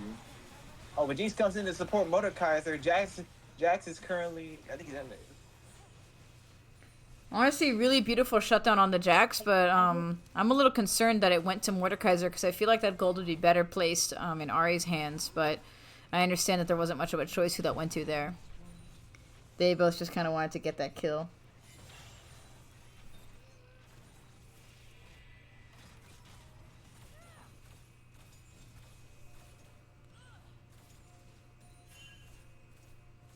I had to go on mute real quick. My family busted down my door for no reason.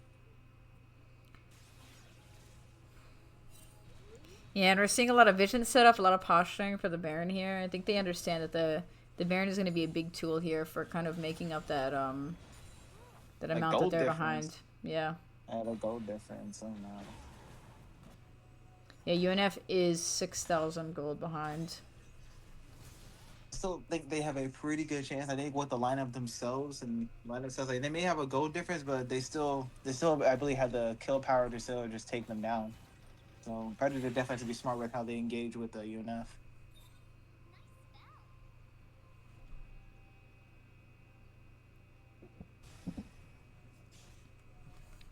Welcome boards.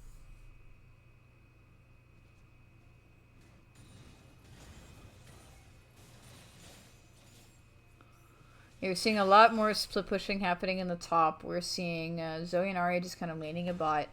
We're seeing both bot laners kind of chilling mid. And we see most of Team UNF on the top side. They're definitely posturing for Baron a lot better than the Predators are. Well, Pakurgi is caught up by Sejuani, but I think he makes a getaway at time, and Rel is there to help.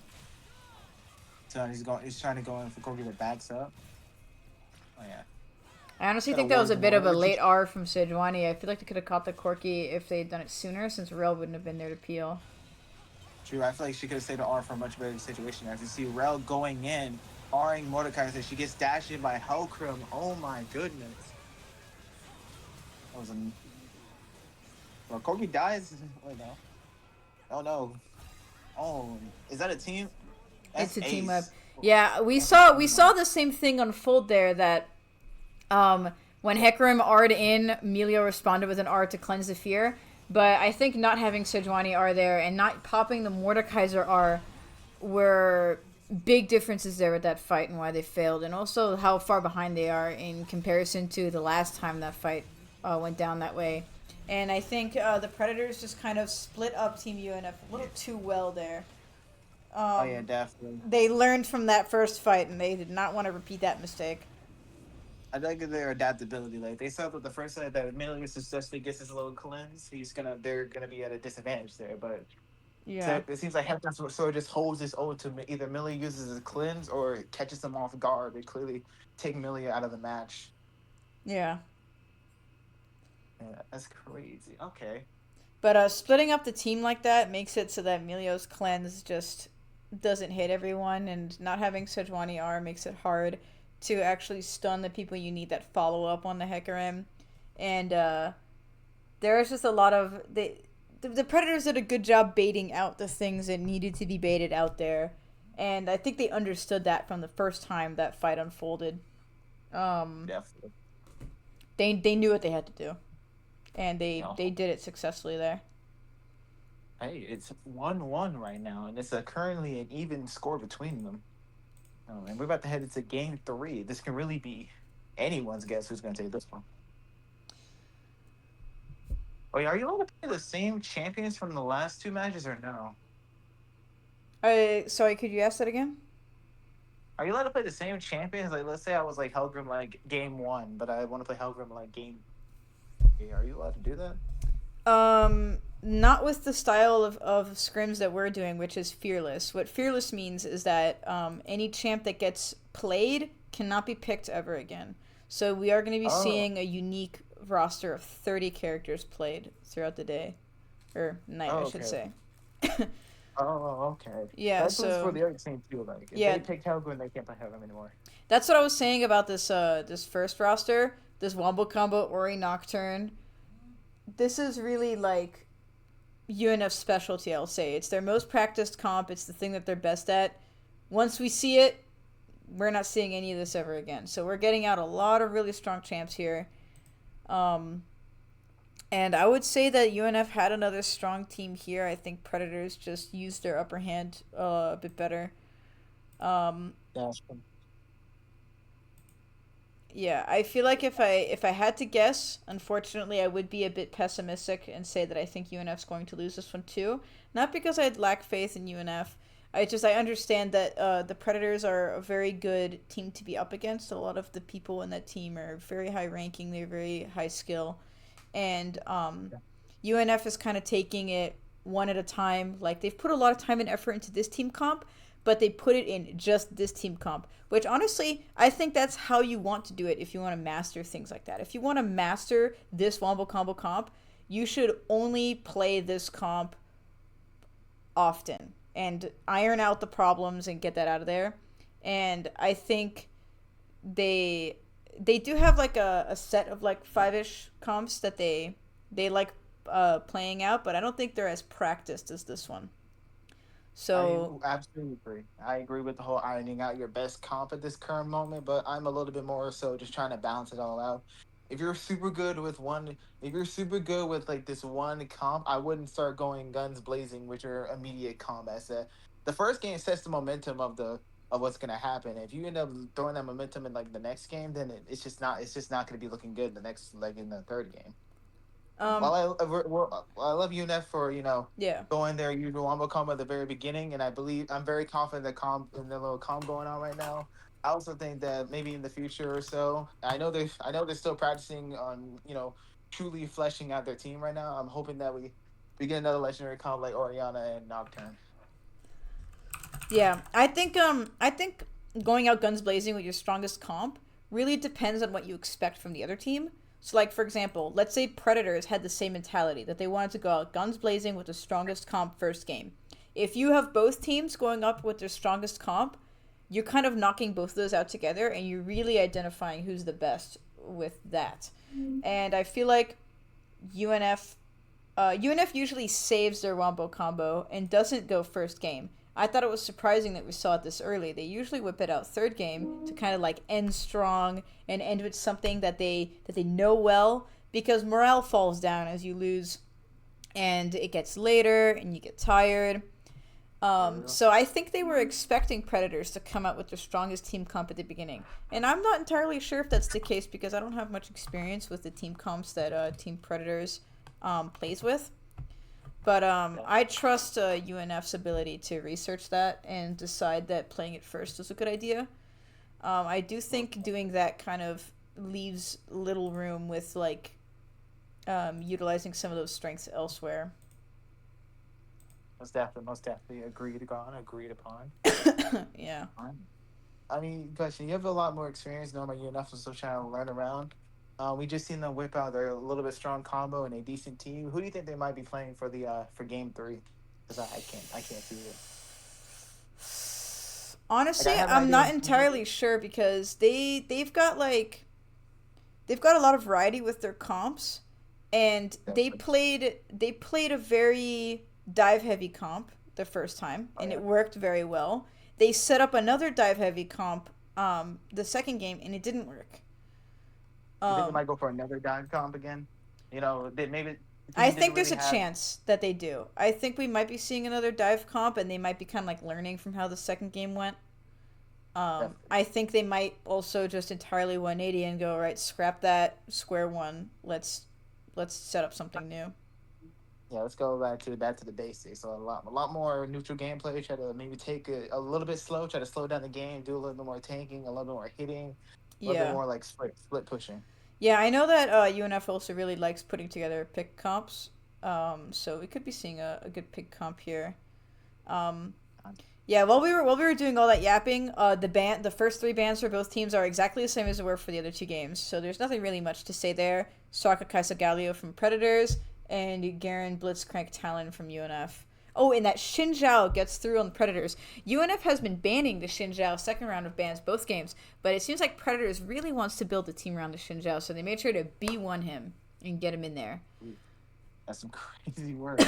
Like their Shinja must be really hype. Yeah, I can't wait to see this thing Yeah, I play. mean, we saw the same thing with the second game where Predators banned out that Jinx and UNF made sure to pick it B2 and get it in there. And Jinx was very strong Oh in yeah, lane and in fights, but they just kind of fell apart with the way that their team kind of got positioned around, rather than Jinx or anybody individually really being a weakness. yeah. But the Pilgrims sort of push them away from each other, preventing Million from pumping his ult. Yeah, definitely can't do anything. Also, I can't see the thing. Can you screenshot it? I can't find it. Oh yeah, I got you, man. All right, thank you. I can't find it. I've been trying to figure this out for a while. Yeah, yeah. So UNF picks the Elise and Yunara. Michael's Elise is very strong. I know that he's been playing Oh yeah. Elise a lot, and he's been whipping it out recently in scrims. So I'm glad to see it again. Cool. And Yunara is a bit of a new pick for them since that's something that Exo King plays. We don't really see Yunara much in the team comp outside that. I mean, he is filling, so it's a standard to True. see that. And we see Predators responding with a Smolder Nautilus in the bot lane. Nautilus is crazy. His movement needs to be studied. Hey, keep Yeah. an eye out for Nautilus crowd control. No, Nautilus is super strong right now. He's being mad played in the jungle. He does way too much damage. Really good stuns. Really great peel. Especially into really bad squishies like Yunara and Elise with a lot of movement. It can help to kind of catch these people, chase them down. So Keep a they, good eye on him. yeah, it looks like they might be going for the same thing they went for that second game, which is kind of chasing down these squishy carries and shutting them down. Ooh, it's the support, the enchanter. Yeah, Okay, we're gonna be seeing some buffs. We're gonna be seeing some buffs here today. yeah, I think Lulu's kind of a smart play to keep Yunara or Elise alive during a gank, especially into that bot lane that can just catch them so well. We have a lot of mobility in the bot lane here, actually. Oh yeah, Dinar, who I don't know much about. I do know she's pretty good. I heard. I do not heard Yeah, much about her. Yunara's got a lot of stuff with like with her ult. She's got dashes. She sprints around a lot. She's got a slow to catch people, so Oh, she's very mobile, and and also I good at guess catching people. I guess I know who I'm trying my next League of Legends game. Yeah, and that's pretty good to match with the Smolder, who also has mobility. He can flower walls and dash away, and he can hit from pretty far. I think Yunara and Smolder have about the same range with like with their longer ranged abilities. I mean, I think if they keep Smolder from getting his own momentum, he won't be a huge late game monster that he's known as. Yeah, I mean, with how quick these games have been going, I'm sure the game will be over shortly after we see his buff. Whether it's to UNF or to Predators, assuming that things go the same way. I I believe am the one. set ban and the J span are repeats, but the Sandra Mundo bans are new. Interesting. I guess they don't want to deal with Dr. Mundo. Now, I'm willing to make a bet that we're going to see a long game tonight. I don't know. This might be up to an hour or two. I don't know why. I just got a feeling. Like the two games were quick and easy. Just simply, they just lost the momentum. It was gone just like that. Like that. I feel like this is going to be really just a neck on neck tie. I'm talking Drake and Drake. I'm talking constantly battling for objectives. Like Yeah, I know. I just I don't know about an hour, but I mean I would hope for UNF's sake that it's at least a bit of a longer game, even if they lose, so it's not as much of a sweep. Victor. When they gonna when are they gonna put their mid laner against them?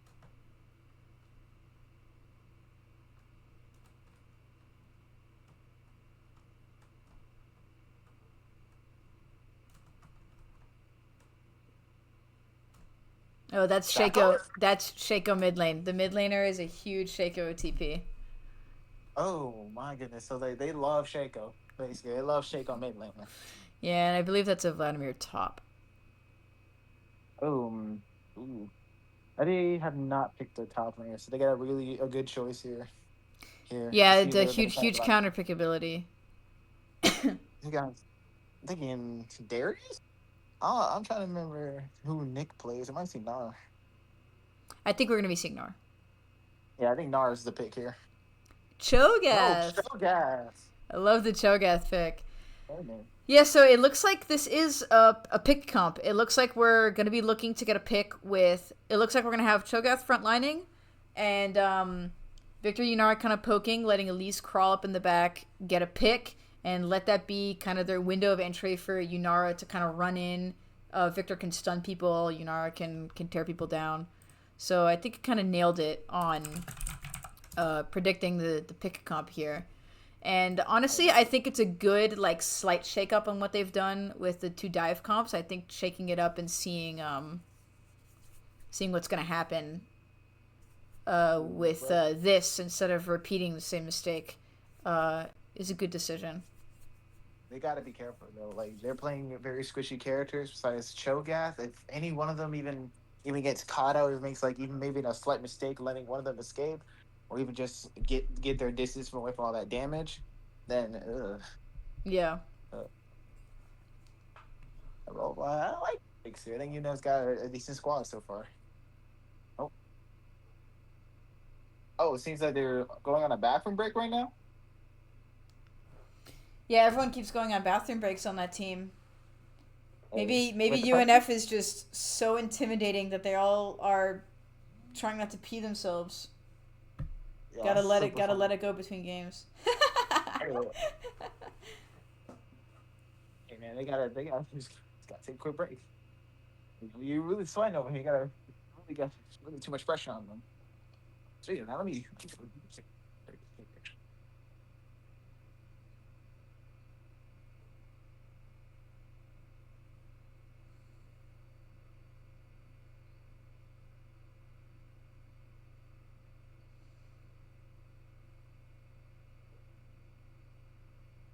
I mean, I feel a bit like I need a bathroom break myself, honestly.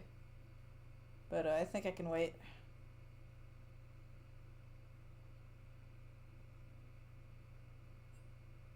I don't think it'll be too long of a night.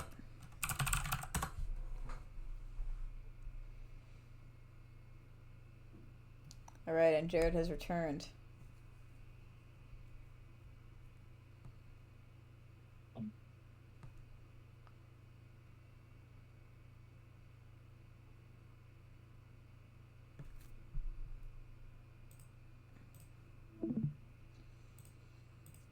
Yeah, now I'll be honest. I appreciate this spectator delay no longer being there. I know, I thought it was kind of obnoxious that we had to wait 3 minutes, and then the scrims got held up because they'd have to wait 3 minutes on their end for us to be available for the drafting to start. Crazy work. It's right, man. With updates like these pulling out, man, we might we might be seeing reworks to old rosters like Corgi. Or Shaco getting a visual design, bro. That'd be so cool, wouldn't it? It'd be cool. I mean, It'd be cool. they occasionally rework people. They really do need to revisit some of those older champs. Shaco does not look great, man. Oh, yeah, Jesus Christ. Playing these freezing on me right now. Oh my god, my computer lives. I was suffering yesterday trying to figure out why League wouldn't load. And anytime I click spectate, it's like, okay, what if I don't click spectate? Then League says, I'm gonna kick you out then. What?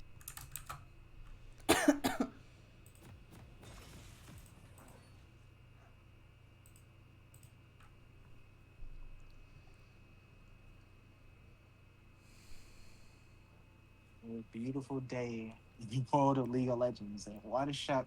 What?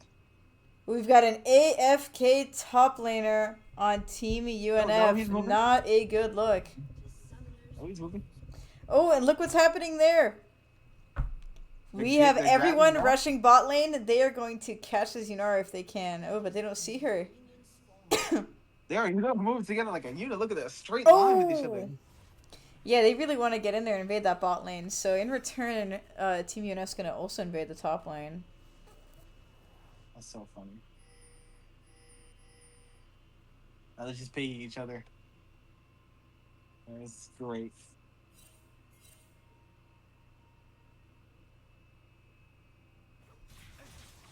Oh, wait, we see some funny going between Zinja, Elise, Chaco, and I think Elise is gone. Elise gets burned and she's out of there. No, she might be able to escape. Oh, and she just makes it out. Getting both the exhaust and the flash from the Shaco and the flash from the Xinjiao and making it out alive is huge. And getting that first kill to Jack Frost, arguably the best person to give that kill to. Absolutely huge fumble from Predators. That was played very well by UNF getting out of there. I will say a little bit lucky, but also played well. That was very good, very strong. And he gets to start lane with a mana crystal. That's very nice. Now we're back to the usual Tuesdays. But we do see Elise late on the jungle after that little fight. So I mean, Xinjiao too. He got killed after all. So it makes him even. And we see an early kill on the Nautilus in the bot lane with Lulu and Yunara just absolutely running him down. And he just accepted his death. He didn't even try to flash away. And doing a lot of poke on this Smolder too, kind of denying him farm early. And you gotta save your flash, you know. He might want to be using it next time when he tries to go for. Yeah, I mean, I have to agree with the assessment that I'm not so sure the flash would have saved his life. I think it's better they held on to it. Mm-hmm.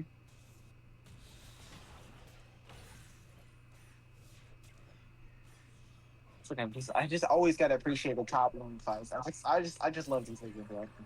But we see Shaco catch Lulu out, who's roaming in the jungle right now, but Victor comes to help get Shaco out of there. Lulu escapes. Lulu's able to escape. I'm a little surprised Lulu got out of that. I know Shaco does insane damage. But I think Victor being able to react in time definitely gave her the little white jab there. Yeah, it definitely helped.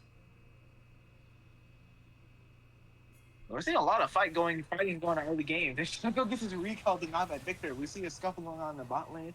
Alex currently has Nala so the Adler. Nala's trying to kill Smolder, but Dusty steps in and Smolder gets the kill. They catch Lulu out, and she is out of there too. Man, that was just a position fight right there. And Zinzal's trying to go in for at least. Like, what is going on? Or he's trying to take her jungles and didn't know she was there.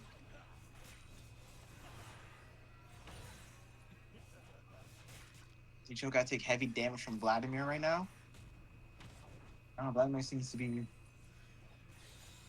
Cho'Gath just leaves. Oh.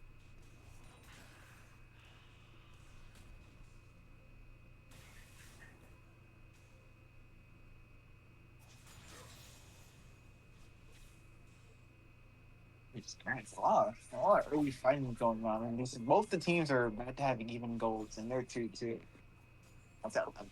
I'm telling you, this is the game. This is gonna be the game where this is gonna last an hour. It has to be. We'll have to see.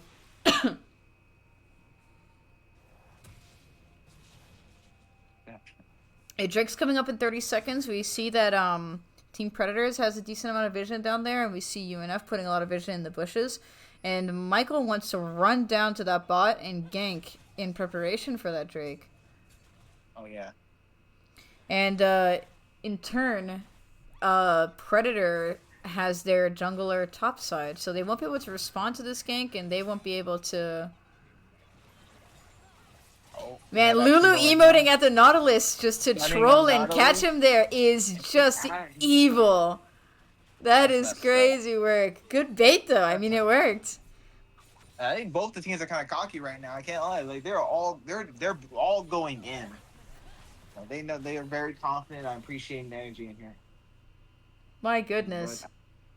But they heard to secure Drake. Yeah, they're gonna secure Drake with this one. Let's.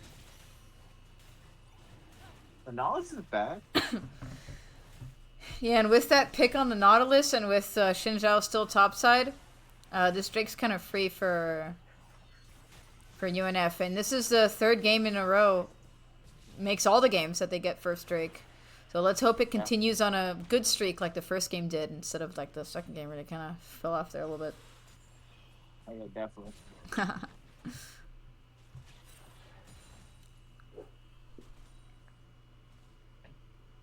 Oh, what's going on in chat? It's like the little dots with the little A face. Yeah. Funny. I just think it's funny.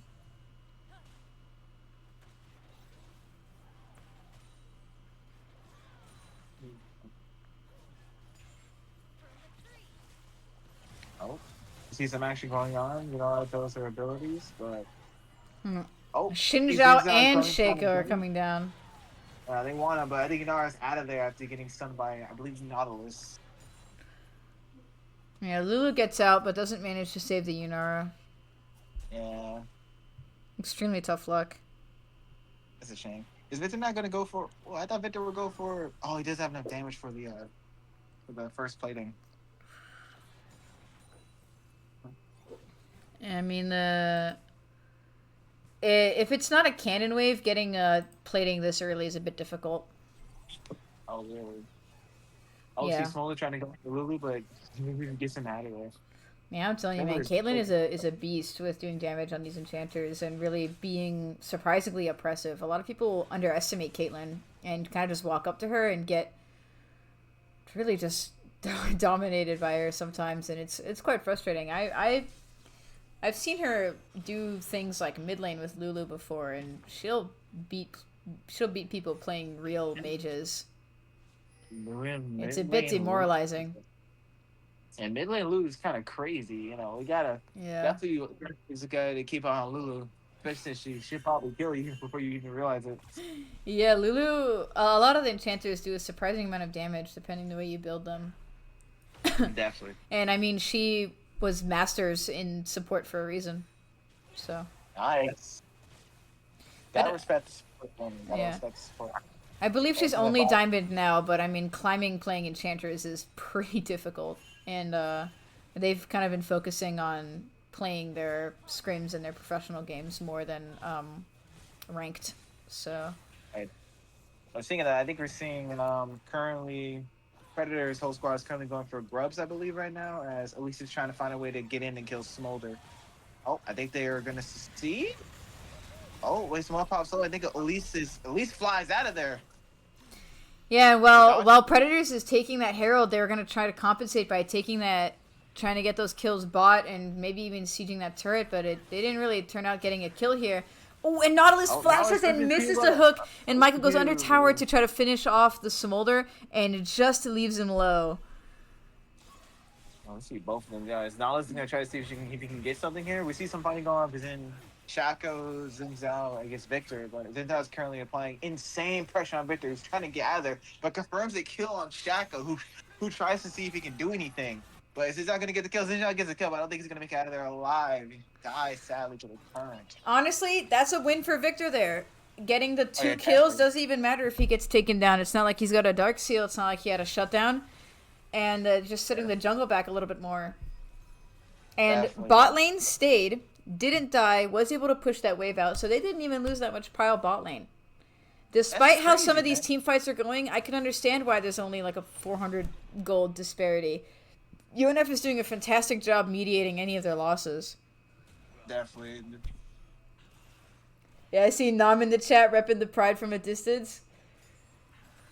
Crazy, dog. I don't think you were It here is early, but UNF really swept that first game. I was so proud. They whipped out the Oriana, the Nocturne, and they just took every single objective, swept the whole game. We're looking optimistic with this game too. I mean, I'm pretty sure with that first game, they both stepped up prideful with the team that they worked on, successfully straight up destroying the Predator. I don't think I need to word that differently. Destroying the Predator. Okay. See some. Yeah, Michael some really, action. really wants this Drake coming up in 20 seconds, and we finally see Shinjao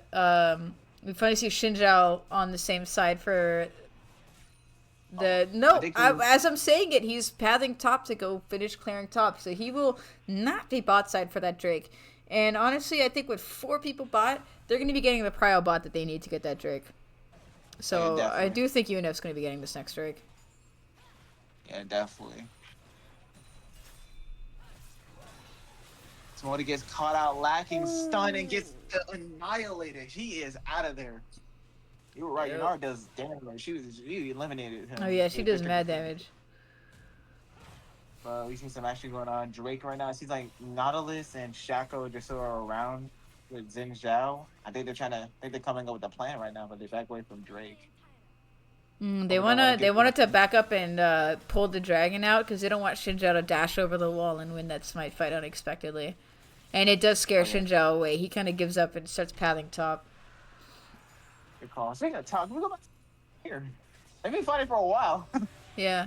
I mean, Nick is always behind the people he's against in terms of farm, but he tends to do a good job staying alive when he's being a bit more mindful with champs like Cho'Gath. As we see here, he has yet to die to Vlad. He's behind on farm, but he's doing a great job poking and doing his best with what he's got. Good looks, but we see another exchange between Xin Zhao, Shaco, and Victor, but Victor comes out on top, scaring Xin Zhao away with low HP. However, Shaco is... Ooh, I think he's backing up too. Oh.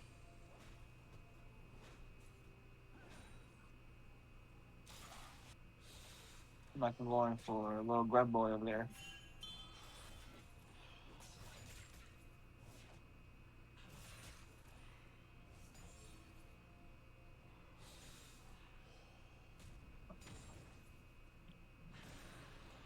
Ooh. Yeah, we see things kind of going back to normal, with just everybody going back to farming, going back to poking. We see Shinjao, again, he's really interested in invading UNF. He was doing this the first game as well. He's very interested in invading. But he always just kind of gets raptors and nothing else. But, I mean, it builds up over time. He is ahead on farm.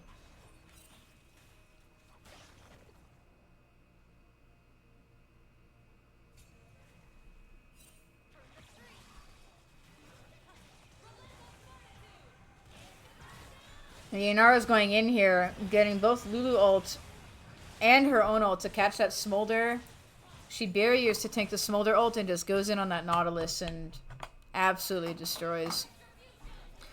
Yeah, Yunara's power spike with her first item is absolutely massive in comparison to other ADCs. She just she starts off incredibly weak for how strong she is after first item. She can just kind of chase down whoever she wants and get all those kills. Very similar to Zeri, actually. Which, Definitely. yeah, that's what Nam is most comfortable playing when he plays with them. So this is a playstyle that UNF is familiar with. Yeah, Shinjao comes in and ults and loses there too to the Yunara. And Shaco comes in and at least finishes him off too. So we're seeing just like the full team just kind of dying in bot lane here, and they're going to be sieging this bot turret and absolutely taking that. Might be taking it. Yeah, that's absolutely. Gone. Nasty start. And that makes boots.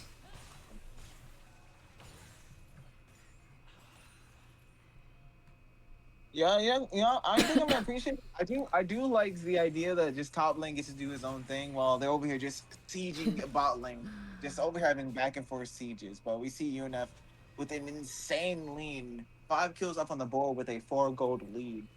I think Unif has failed themselves. I think they're pretty confident what they're doing right now. No, and as they should be, it's working. They are 3,000 Yeah. gold ahead, 3,500.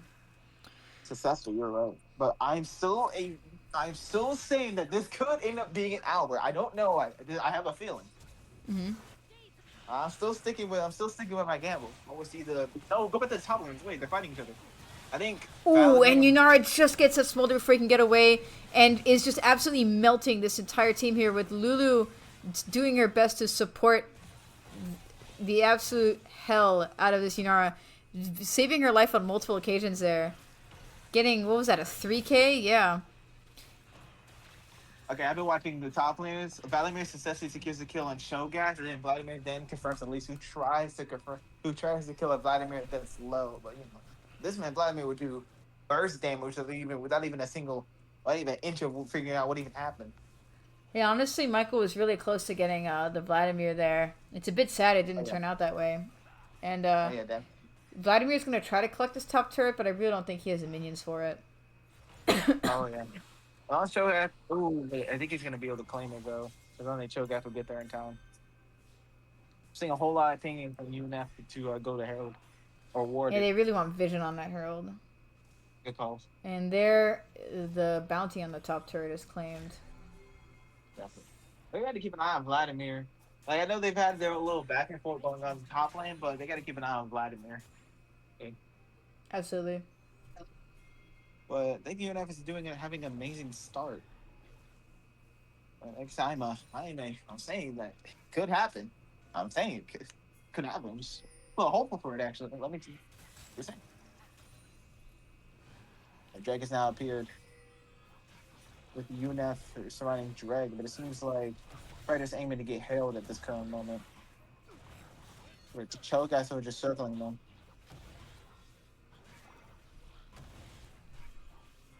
But they spread out. Oh yeah, they really want Herald. They're trying to go in. Oh, we're seeing a lot of. Oh, we got some engagement, but Predator gets the Herald though. But we see Yunara going in with her insane amount of damage, but we see Vladimir gets eliminated, shut down. Vladimir does stall for the rest of his team to kind of run away to stop Yunara from kind of trickling and getting all of those kills. But she is just turret diving and getting the Nautilus and the Xinjiao. She is out for blood. Oh, man. And as she should be. Look at those numbers. 10, 2, and 3, 700 gold. That is almost the entire gold lead is in Yunara's pocket right now. Jeffers lands his ability on Smolder, slowing him down, letting Yunara to do her damage, and she is out there. They're taking the top turn. This Yunara is a monster. Alongside Victor and Alulu, this is a dangerous squad to be around. I mean, if this was my ranked game, I'd have FF. Definitely. Definitely. They gotta stop getting caught out like this. Like their gold lead is pretty. Predator can't be getting caught out by them. So and Jack Frost perfectly bypassed that box like he knew it was there.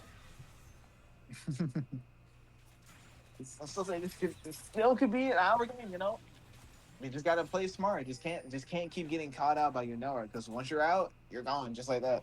Yeah. Maybe some action with Nahlis running away from Lulu. This is funny, which is super funny now I'm thinking about it. But Yunara's in the back too, so it's fun.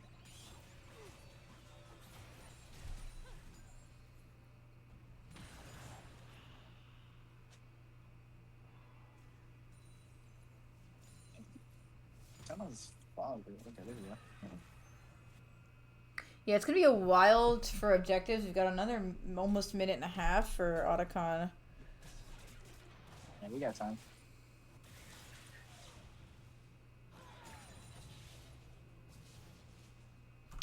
Let's check how many stacks Smolder has. I'm very interested. 146. Yeah, so we are still quite a ways away from Smolder having the Elder passive.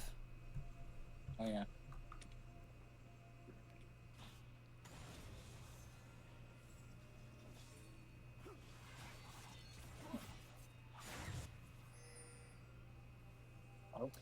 Yeah, UNF is setting up the vision very nicely for Otacon on the bot side, and we do see Shinjo actually pathing bot, so he'll be down there.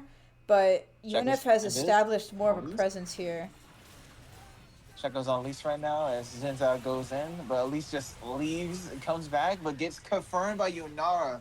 And Jack Frost kills Shaco. Oh my goodness. Vladimir tries to go in, but there's a lot of HP with the tanky Cho'Gath in the front, looking to take as much damage he needs to for the team. And he gets caught out. He gets out of there too. Oh my goodness. Yeah, we're just seeing so much damage from the Yunara and from the Victor that if they keep trying to push through these choke points, they just kind of get taken out. Yeah, especially with Cho'Gath now just into the fray, just acting sort of as like a tank in the middle, preventing from that damage from getting to Victor or at least Yonara. Also, that silence. Any engage that they're looking to do, they just get silenced out of it. That's And crazy. forcing the flash off the Shinja. That is depressing. That's he needed to do that. He would have. I understand the panic flash. He definitely might have died there, but oh man.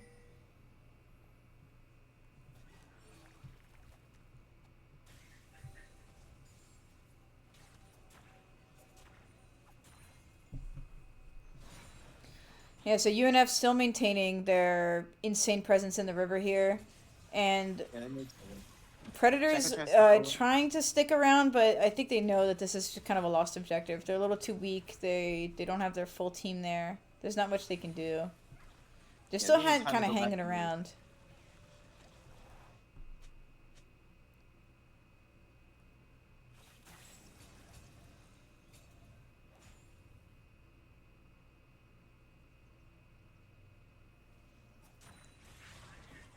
Oh, Shaco almost gets caught up by Victor, but he is out of there.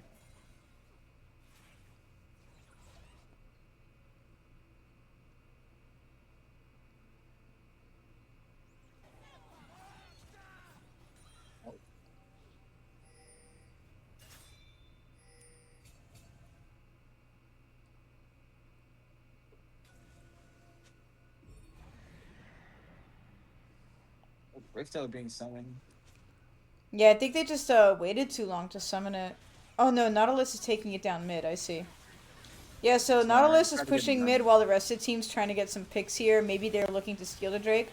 But I think UNF's going to take this Drake easily. Yeah. Yeah, they can. They do way too much damage, but Yunara is low. Oh wait, Riptail is turning the corner back here. Nollis is into the fray. We see a little bit of scuffle going on, but they're just too strong right now. Yunara just does so much damage, and Oh, Victor. dang. They are just both Wait, no, Yunara way gets too shut fed. down by Vladimir. Yeah, but Victor resigns to keep himself safe. Victor, Pentacle? Pentacle Victor? Oh man. Would be nice, but And at the end of the day, we got it. Victor needed to get out of there. It was a smart play. And Drake is claimed. that was, I would say, if I was UNF, that was too close for comfort. Definitely. They Even got with the lead shutdown. UNF had, that was close. Yeah, they got the shutdown on Nara, and they've lost 2 of their players so far. I know they were able to take out 3, but oh, the Jared champion. The chat is unhinged. I said the chat is unhinged.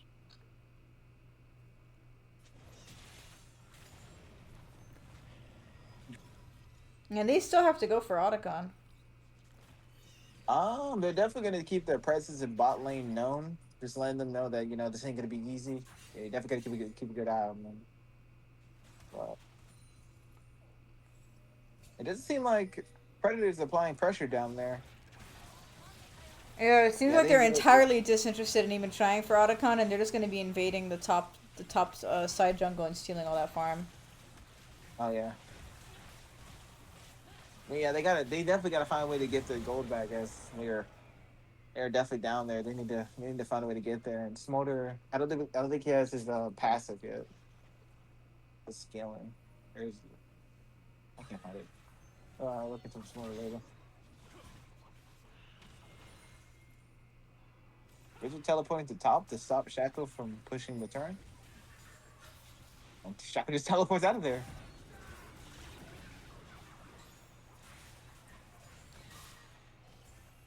What?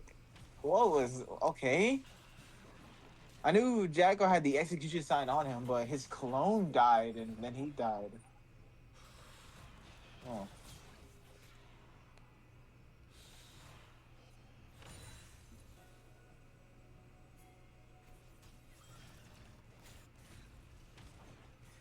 This is actually going around top lane. Xin Zhao playing to his spacing capabilities.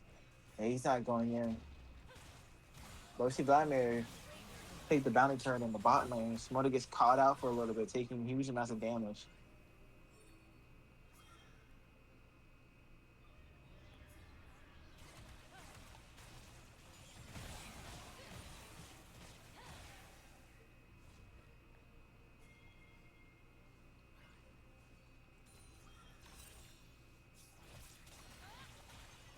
Unf is currently getting the approach on Nahus right now, who gets polymorphed and is taking a huge amount of damage for Yunara, but Mike confirms the kill. Oh man, they're all 5 of Unf's seniors are together right now, and they're heading for Baron. I mean, honestly, that was a really good pick. Yeah, they got rid of Nautilus, who definitely is a crowd control menace, but they seem to be getting the pick on Xin Zhao. He's out of there by Victor. Vladimir tries to go in there and do his usual thing, but I think he's out of there too. He gets stunned by, I believe, Cho'Gath, followed by Lulu's little polymorph ability. She uses her R to keep herself alive too. Oh, this Baron is there. Yeah, this is exactly how the first game went. So I'm expecting everyone to recall, and we're going to be seeing a double push, maybe mid, and I want to say bot, since bot has the weaker turret, and bot's got elder side.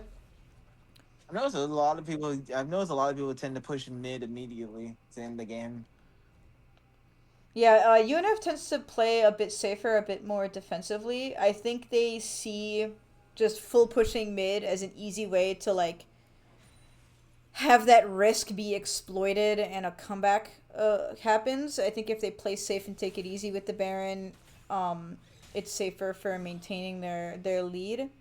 But if they play too safe, then they have trouble ending the game. It's a tough balance to strike. Well, Lily gets caught up by Nocturne, but I don't think she's going to be taken out. Ooh, no, the rest of the team's here, and they're chasing down the correct Shaco. They polymorph that Nautilus.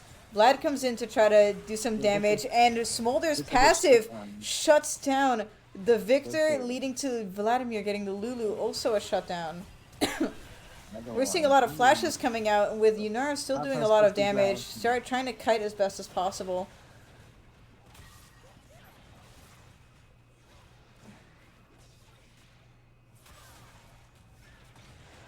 Man, that Smolder passive. Oh, we see another one? And I think at least flashing in was a mistake there. That Smolder passive just does way too much damage. What?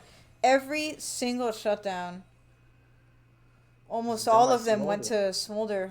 My goodness. With a hint of Vladimir, he was there too. Man. I knew Smolder would be would be that monster that you want to keep an eye out towards, like towards the ending of the game. But man, he showed that his passive just demolished Team UNF. Oh yeah, Smolder is something to be extremely afraid of the moment he gets his passive, which usually happens around 25 minutes. Yeah. I mean, he's been farming his little heart out, trying to get the passive as soon as possible, and for good reason. Definitely.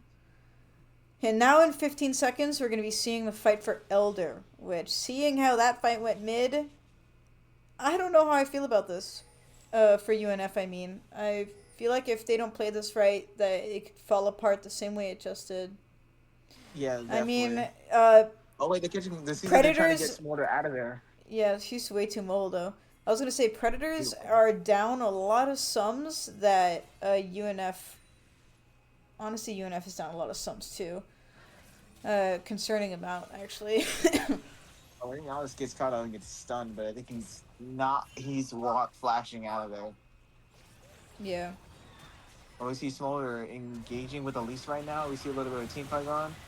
Yeah, we see the team getting split in half here. We see some Zonias popping to try to save him.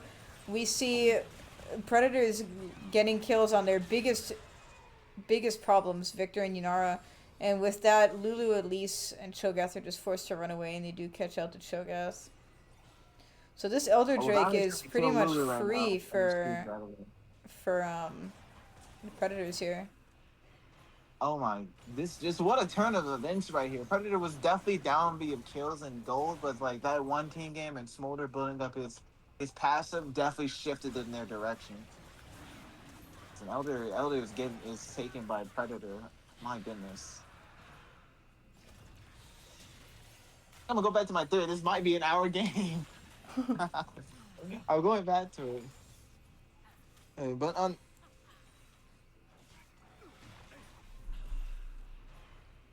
ooh, I don't know. Predators closed their lead and went 3,000 gold ahead in just mere minutes. I I feel think like with Smolder, they are just gonna start stomping. definitely. I think Yuna's playstyle being very defensive is really good, maybe early game to mid game. But once you realize that once their defensive play started like going on for a little way longer, I believe this has led to just Smolder being able to just build himself up and being able to demolish the team. But it's still not over yet. To me, this. While the kills will be ignored for now, this is an even game. They just have to play smart. Keep an eye on Smolder while they keep an eye on Yunawa and Victor. What's happening? Like camera's going crazy right now. What? Yeah, just trying to catch all the action. We see the entirety of Predators just kind of taking all of the topside jungle, and all five of them are present mid. They definitely just want to siege this mid turret and Definitely. just apply pressure. Oh, they got to be careful. That turret is putting damage on them. And Honestly, I don't Nautilus is know what was out of going on there. with that Nautilus' positioning. That was kind of crazy. I don't know what he's Ooh, but doing up there. Smolder almost gets caught up by Victor, but I think Vladimir is escaping. Vladimir gets a kill on Victor. Oh my goodness. Yeah, Elder Drake does wonders. Oh goodness. I mean, eye for an eye. Nautilus kind of just threw himself out there, and Victor tried his best to really try to get a kill on one of them, but he gets put down. Yeah. But I believe this turn is out of there. There it goes. There goes the inhibited. There goes the lower inhibitor turret. Oh, there goes the red inhibitor in the mid lane.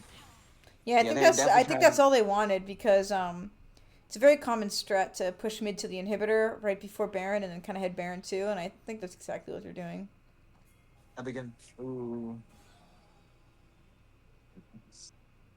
I like how they're just chilling in a bush, all four of them together, waiting, anticipating. Just they know what they and then shackles off. Oh, I mean, catching the Elise is really good motivation. Michael's got 12 stacks on a Magi's with her. he definitely. If Michael's gone, then he is losing those stacks. Shackler throws himself out there, but he will be able to escape. But Motor pops ult. Yeah. I don't know about that one. That might have been a little too early. I agree.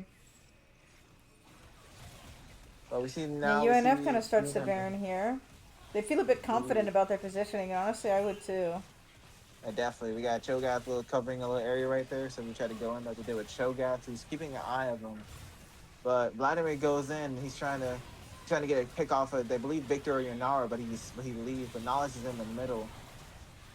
See a lot going on right here. Resurrection for I believe Yanara, but you then see there's a lot going on. A lot of ult being thrown. A lot of people backing forth, but sadly UNF gets the kill on Predator with Smolder coming in the last minute to put Yanara down.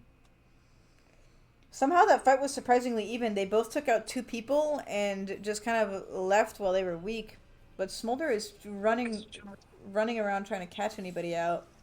Fortunately, everyone makes it out. Yeah, they all leave. They got to get out of there. But we see right now the main turret kind of getting on right now. Now that block is catching crazy. Yeah, I mean that's why you push inhib when you're having a big fight at Baron, because when everyone's busy, your minions are pushing and winning the game. Yeah, with mid lane open up, they got to make sure that they come back to the base to make sure the minions doesn't just claim the game for Predator. And UNF's got a lot they have to deal with right now.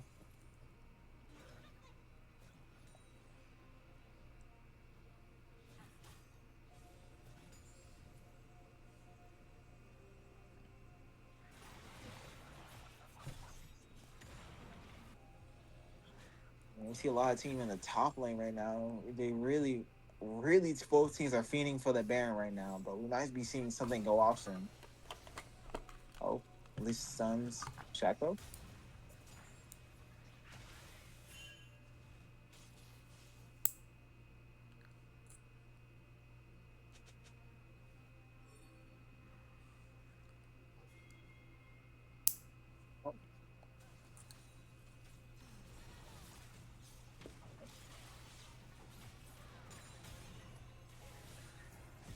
You're seeing a bit of poking happening mid. Now we do have an Elder coming up in 30 seconds, and both of them are immensely more interested in that Elder, and that makes sense. I feel like if UNF can secure this Elder, that's kind of a really good way to try to combat that Smolder passive. Definitely. But they got to be careful. Absolutely. That's why they're trying to poke out. They're trying to get a little damage in, see if they can posture at all. Definitely close, but Nocturne throws himself out there. He is out of there. Victor getting the kill. R from Smolder, but it doesn't hit anyone. Shaco's in the middle of the place, gets eliminated by Yanara. Because oh man, Predator has two different people down with Vladimir. I believe he's looking to try to take out. I think, but this out added by Yanara. It ain't looking good as Yanara gets taken out by Smolder, but that is ace. UNF played that perfectly, splitting the team in half, letting Yunara just focus all their attention on the right person it needed to be focused on to absolutely just shred that team down and prevent them from having any strength. Even though she ended up falling at the end, she took everyone down with her. And they are just full pushing bot lane, hoping to take as much as possible. Definitely. That was the thing, or is it? I was just standing there as the one man. Is he gonna try to? Let's see if it's stall. Let's see if he can stall until his team gets here. Yeah, I was gonna say I think UNF should be backing here since the teams are gonna be up. They do need Yunara for that Elder, and I think that's kind of what they were stalling for, on top of just pushing to get that prio. Awesome.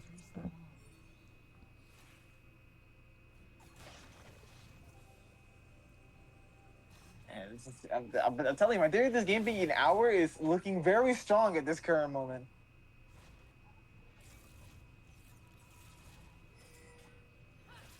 See the whole entire team recalling with the loot. Ooh. I think I let them take Elder. Oh wait, no, Yanara's coming. I don't know. It looks like Predators is gonna get Elder here. No, it doesn't seem like. They seem like they're playing safe. It's like they know they're gonna be on their way back down here. Oh, we see a fight happening in the UNF jungle. Yeah, Predators are kind of split up, trying to collapse on UNF and split them up, but honestly, they're just splitting themselves up again, allowing for the fight to go the same way it went last time, with Yunara just shredding everybody one by one and just obliterating them all. Oh my goodness, bro. Hey. And they are just TPing into base to end. Oh yeah, exactly as they should. It is over. Yeah, as one person has said before, fool me once, shame on you. Fool me twice, shame on me. True. Truly. Man, I'm hoping it's our game, but UNF pulls it up. It was looking kind of crazy with Smolder getting stacks off and getting a pretty good gold lead on UNF, but now this is just now they're BMing. Now they're BMing. No reason to do this. Come on, guys. Let's rage quit. Man, great game from UNF, securing that final game there, ending 2-1 against Predators. That was honestly way closer than I thought it was going to be. That was really surprising to me. I'm so upset about my 1 hour little game lead. I was hoping for it, but I'm just kind of glad it was at least. I'm just kind of glad that the game was kind of even. Definitely teams going back and forth over who has the momentum, but UNF comes up top with your little Yanara Victor combo. Oh yeah. I was really worried that the Smolder scaling there was going to be the end of it all, especially the way that they won team fight after team fight. But UNF just recollected themselves. They played it smart that one game, and they took it back, and they finished it, and it was over. Yeah, like you said earlier, when they were in the team fight, they ended up doing the same way. They started splitting the team apart, keeping them from being able to work together. I believe that was the key to the victory. Absolutely. Keeping Predator from being together. And it definitely Absolutely. allowed to just sort of just throw them off and just sort of just eliminate them off the map. That was a good. That was a good match right there. I'm on my seat right now. That was good. Yeah, these games were And exciting. close. I normally they're more one sided than this, either way, whether UNF sweeps or not, but that was exciting that it was 50-50, that UNF sweeped, Predators sweeped, and then it was kind of even. I was on my seat, the edge of my Like seat. back. It was like sweep and then another sweep and it was like a back and forth like sweep like during the whole game. Like the first round, UNF was definitely having an insane momentum charge. All right, but then towards like the middle game, and Predators started sweeping them, and then towards the end, UNF made this. They sort of just figured out their plan and started sweeping them back up. Yeah, It's like those games are truly something to see. this is amazing. I love it. Well, That was yeah. awesome. That was good. Well, I've got to go over there. We've got an interview lined up. Thank you so much, Key, for coming in and subbing Yeah. for Finn, and thank you, of course, Finn, for commentating that first game despite being sick. Um, get well soon to both him and Nam. Um, yeah. So you have a good night, Key, and I'll be I. heading over to the interview. All right, guys. Good luck with your interview. Bye. Bye. Have a great time. Peace, man. Good night. Peace.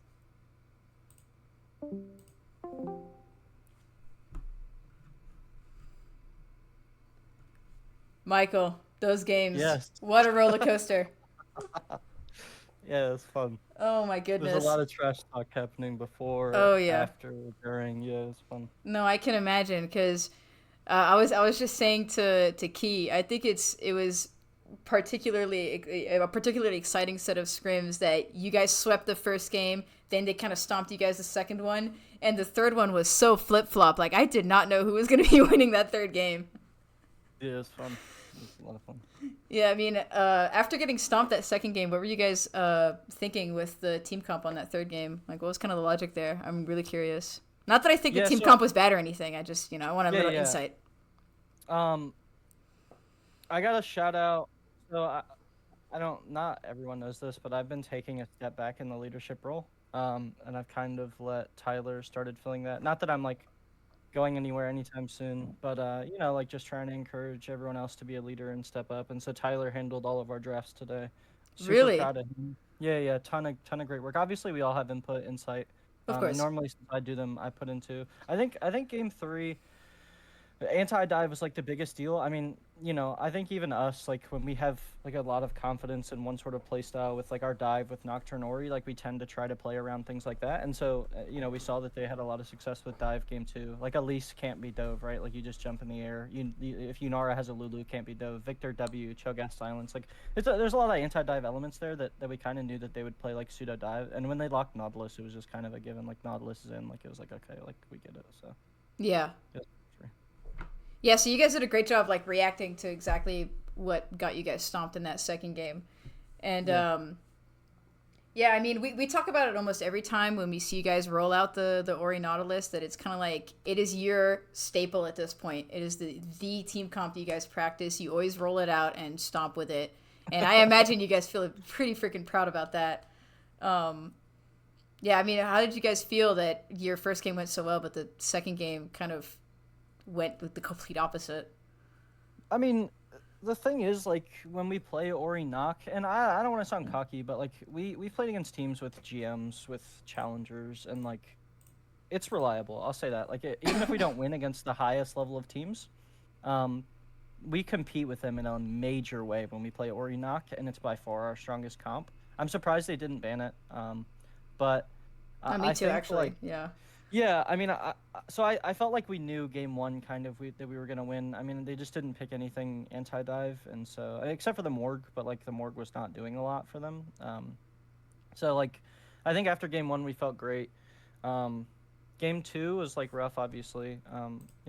But I thought we felt good even all the games. I mean, we just knew game 2 was like an adjustment game. So I hope that answers your question. So. Yeah, yeah, it does. Because I more wonder on a more morale level, because I know it can be, it might be really like demoralizing to win so hard the first game and then lose so hard the second game and wonder, oh man, we fumbled it. Maybe this is the only team we're good at. But I think you guys always do a really good job keeping morale. And I mean, speaking of the second game, which is kind of the one I want to focus on here, since it's the only one you guys lost. You guys did adjust really well for the third game, but what's like the main thing you guys think you're kind of going to take away from that game to improve on for future scrims? I mean, game two. You know, Ivan's their strongest player. I mean, he plays jungle, and we were cognizant of that. Though I don't think we were ever really worried about it. I mean, I think the biggest takeaway, is just play like a team. I mean, I think that we generally do that pretty well. I think it eluded us a little bit game one just because we lost early fights that put us like really far behind. But I think, like in general, I think we just needed to play as a team, group a little better, and I think those are the kind of things that we'll take away. Because even game three, I think it's pretty visible. Like we would readjust like kind of our positioning a lot to make sure we were playing distinctly with one another, and I think that really worked. And so I think that'll probably be something we carry forward. Yeah, we noticed that the team fights you lost were the ones that you guys got split in half, and the team fights you won were the ones where you did the opposite and you stayed grouped and you let them try to surround you, and it just would not work. Yeah. Because of how anti-dive you guys are. So you guys definitely played that like really intelligently. And since you mentioned it that you let Tyler take more of a leadership role, how do you feel he's doing? How do you think he did today? Yeah, this is going to be a longer answer, and I'm sorry that I'm going to take more of your time. No, go ahead. I'm asking all the questions I can think of to give you all the room to talk. Yeah, I didn't even expect to do the interview today. It's not something that I typically do, but like I said, Tyler's in a leadership position, and he wanted me to do it. You know, I'm graduating soon, and whether I'm with the team next semester or not has been a little ambiguous, you know, figuring out life, graduation. I think a lot of us go through it, and we're starting to figure it out. I love the team, like, more than anyone. I love all of this, like, so immensely. I'm really proud of the team. I think Tyler's stepping up in a leadership role in a large way. I think we saw it last scrim is kind of when it really, really stuck out. I think his comms were just really good. This game, too. And obviously everything takes work. I think Nick has really stepped up and built his confidence in his role, and I feel like that he is now more confident to say, no, I don't think this is a good matchup, you know, just like kind of giving input. Caitlin's always been a staple, always a leader of the team, always commendable. You know, just really like, I think me and Caitlin bounce off one another really well during the games, and I think Tyler's starting to do that, like, additionally. So really proud of them. And then we had David today. Normally, I would say Nam even from the get-go is like stepping up. Like, I think he's maybe a little harder on himself than he should be, but I think that's true for all of us. But Nam, like from day one, has been willing to take accountability for everything he does in the win and the loss. And, you know, I think everyone's doing that and doing it and playing at a high level while they're doing it. So I think I'm really just proud of Tyler, and I'm proud of Caitlin and Nick and Nam. And I couldn't, honestly, at the end of the day, like, to be surrounded by these people is like so immensely meaningful, and you guys, like the commentary team and everyone too, is like just such an important thing for me, and like has changed my life in like amazing ways. So I'm just proud of everyone, honestly, like it's Tyler included, and especially so. I'm glad you think so, and honestly, I'm really proud of everyone on the team whenever I watch the scrims, because I've watched you guys get better over the weeks, and it's like I'm watching my little Sims like get smarter in these little simulations. And I'm glad you touched on David, because I did want to ask how you felt David kind of meshed with the team. I feel like every time we have a sub, we ask the person we're interviewing how they felt about the sub, how they meshed with the team. Because I know it can be a little weird to kind of throw someone new into like a group that's already got established dynamics. So how do you feel David did with kind of like adjusting to how you guys are already familiar and playing? David's a pro, man. He graduated, or is rather attended a UNF previously. He used to play ADC for the team. Has a lot of insight. I thought he brought a lot of valuable insight today. His comms were good. I mean, David's not afraid to speak his mind, which I really like. I think that's really important. You know, I think he provided a lot of direction today too, and sort of some of the things we were doing or tried to do. And I think that he helped rally back game two as well, in addition to some other people on the team, obviously. Um, I think David is an exceptional player. I would be happy to have David sub at any point. I mean, I've played with him before. He's been on teams that I've run. He's been on the UNF team before I was even here. So David's just a pro, and I love David, and I'm so grateful that he subbed for us today. He works really well with us. It's really fortunate you can rely on a familiar face for stuff like this. Yeah. Yeah, I think I asked the main things I was thinking of, but I do want to leave the floor to you if you have anything in particular you want to say about any of the games or any comments you'd like to make. Yeah, I would. I'd love to. This game is especially important for me. I think for obvious reasons. We had a couple people who left the team and start their own team, and tried to get one back on us today. Didn't pan out. Losing looks good on them, I'd say. Winning looks good on us, generally speaking. So I think we'll keep wearing it. Um, we've played so much and done so much this season. I'm so proud about Sea-Law, Gatorland, from top to bottom. Like, this team has just grown in such immense ways. And whether I'm with the team or not in the spring, or whatever that looks like, whether I'm still a player or I'm coaching or doing something else, or maybe commentating with you guys, whatever that looks like. If I attend UNF or not, I think that this team is really going to go places. I think this, I'm happy to be a part of the beginning of what I think will be great. I think I think we have PLC this month, and there's a real chance we win the whole thing. We have a tournament in December. There's a real chance we win the whole thing. I'm just so proud of like all the work we put in. Like, these people put in long hours, and so do you guys, and you guys get it. I think it's like hard to step away sometimes from your friends and family in order to have these sorts of obligations as much as we do. Yeah. And to be positive and grow in the ways that are meaningful, just like means so much. And the respect that they have for me and the trust that they've put into me as officer and a leader of the team is like, I just couldn't ask for a better group of human beings, and I love the team and everyone on it so much. So I'm so happy that we get to do this. Yeah, and like I was saying, we've watched you guys grow over the scrims, and Yeah. I'll say we can see the effort coming through. We can really see it, and I think it really is going to be something. And good luck with those tournaments you're mentioning with the PLC, the one in December. We know you guys are going to go far at the very least. Thank you so much. But yeah, great job on the games tonight. Yeah, thank you for sitting down for this interview and all the kind words about everyone involved. Yes, thank you. Yeah, you have a good night. You too. And thank you guys, everyone who's stuck by and kind of watched the stream and watched the games happen. Thank you so much for supporting the UNF team. Scrims every Monday, Thursday, same time, 8 p.m. Check in whenever just to support us. And you guys have a good night as well.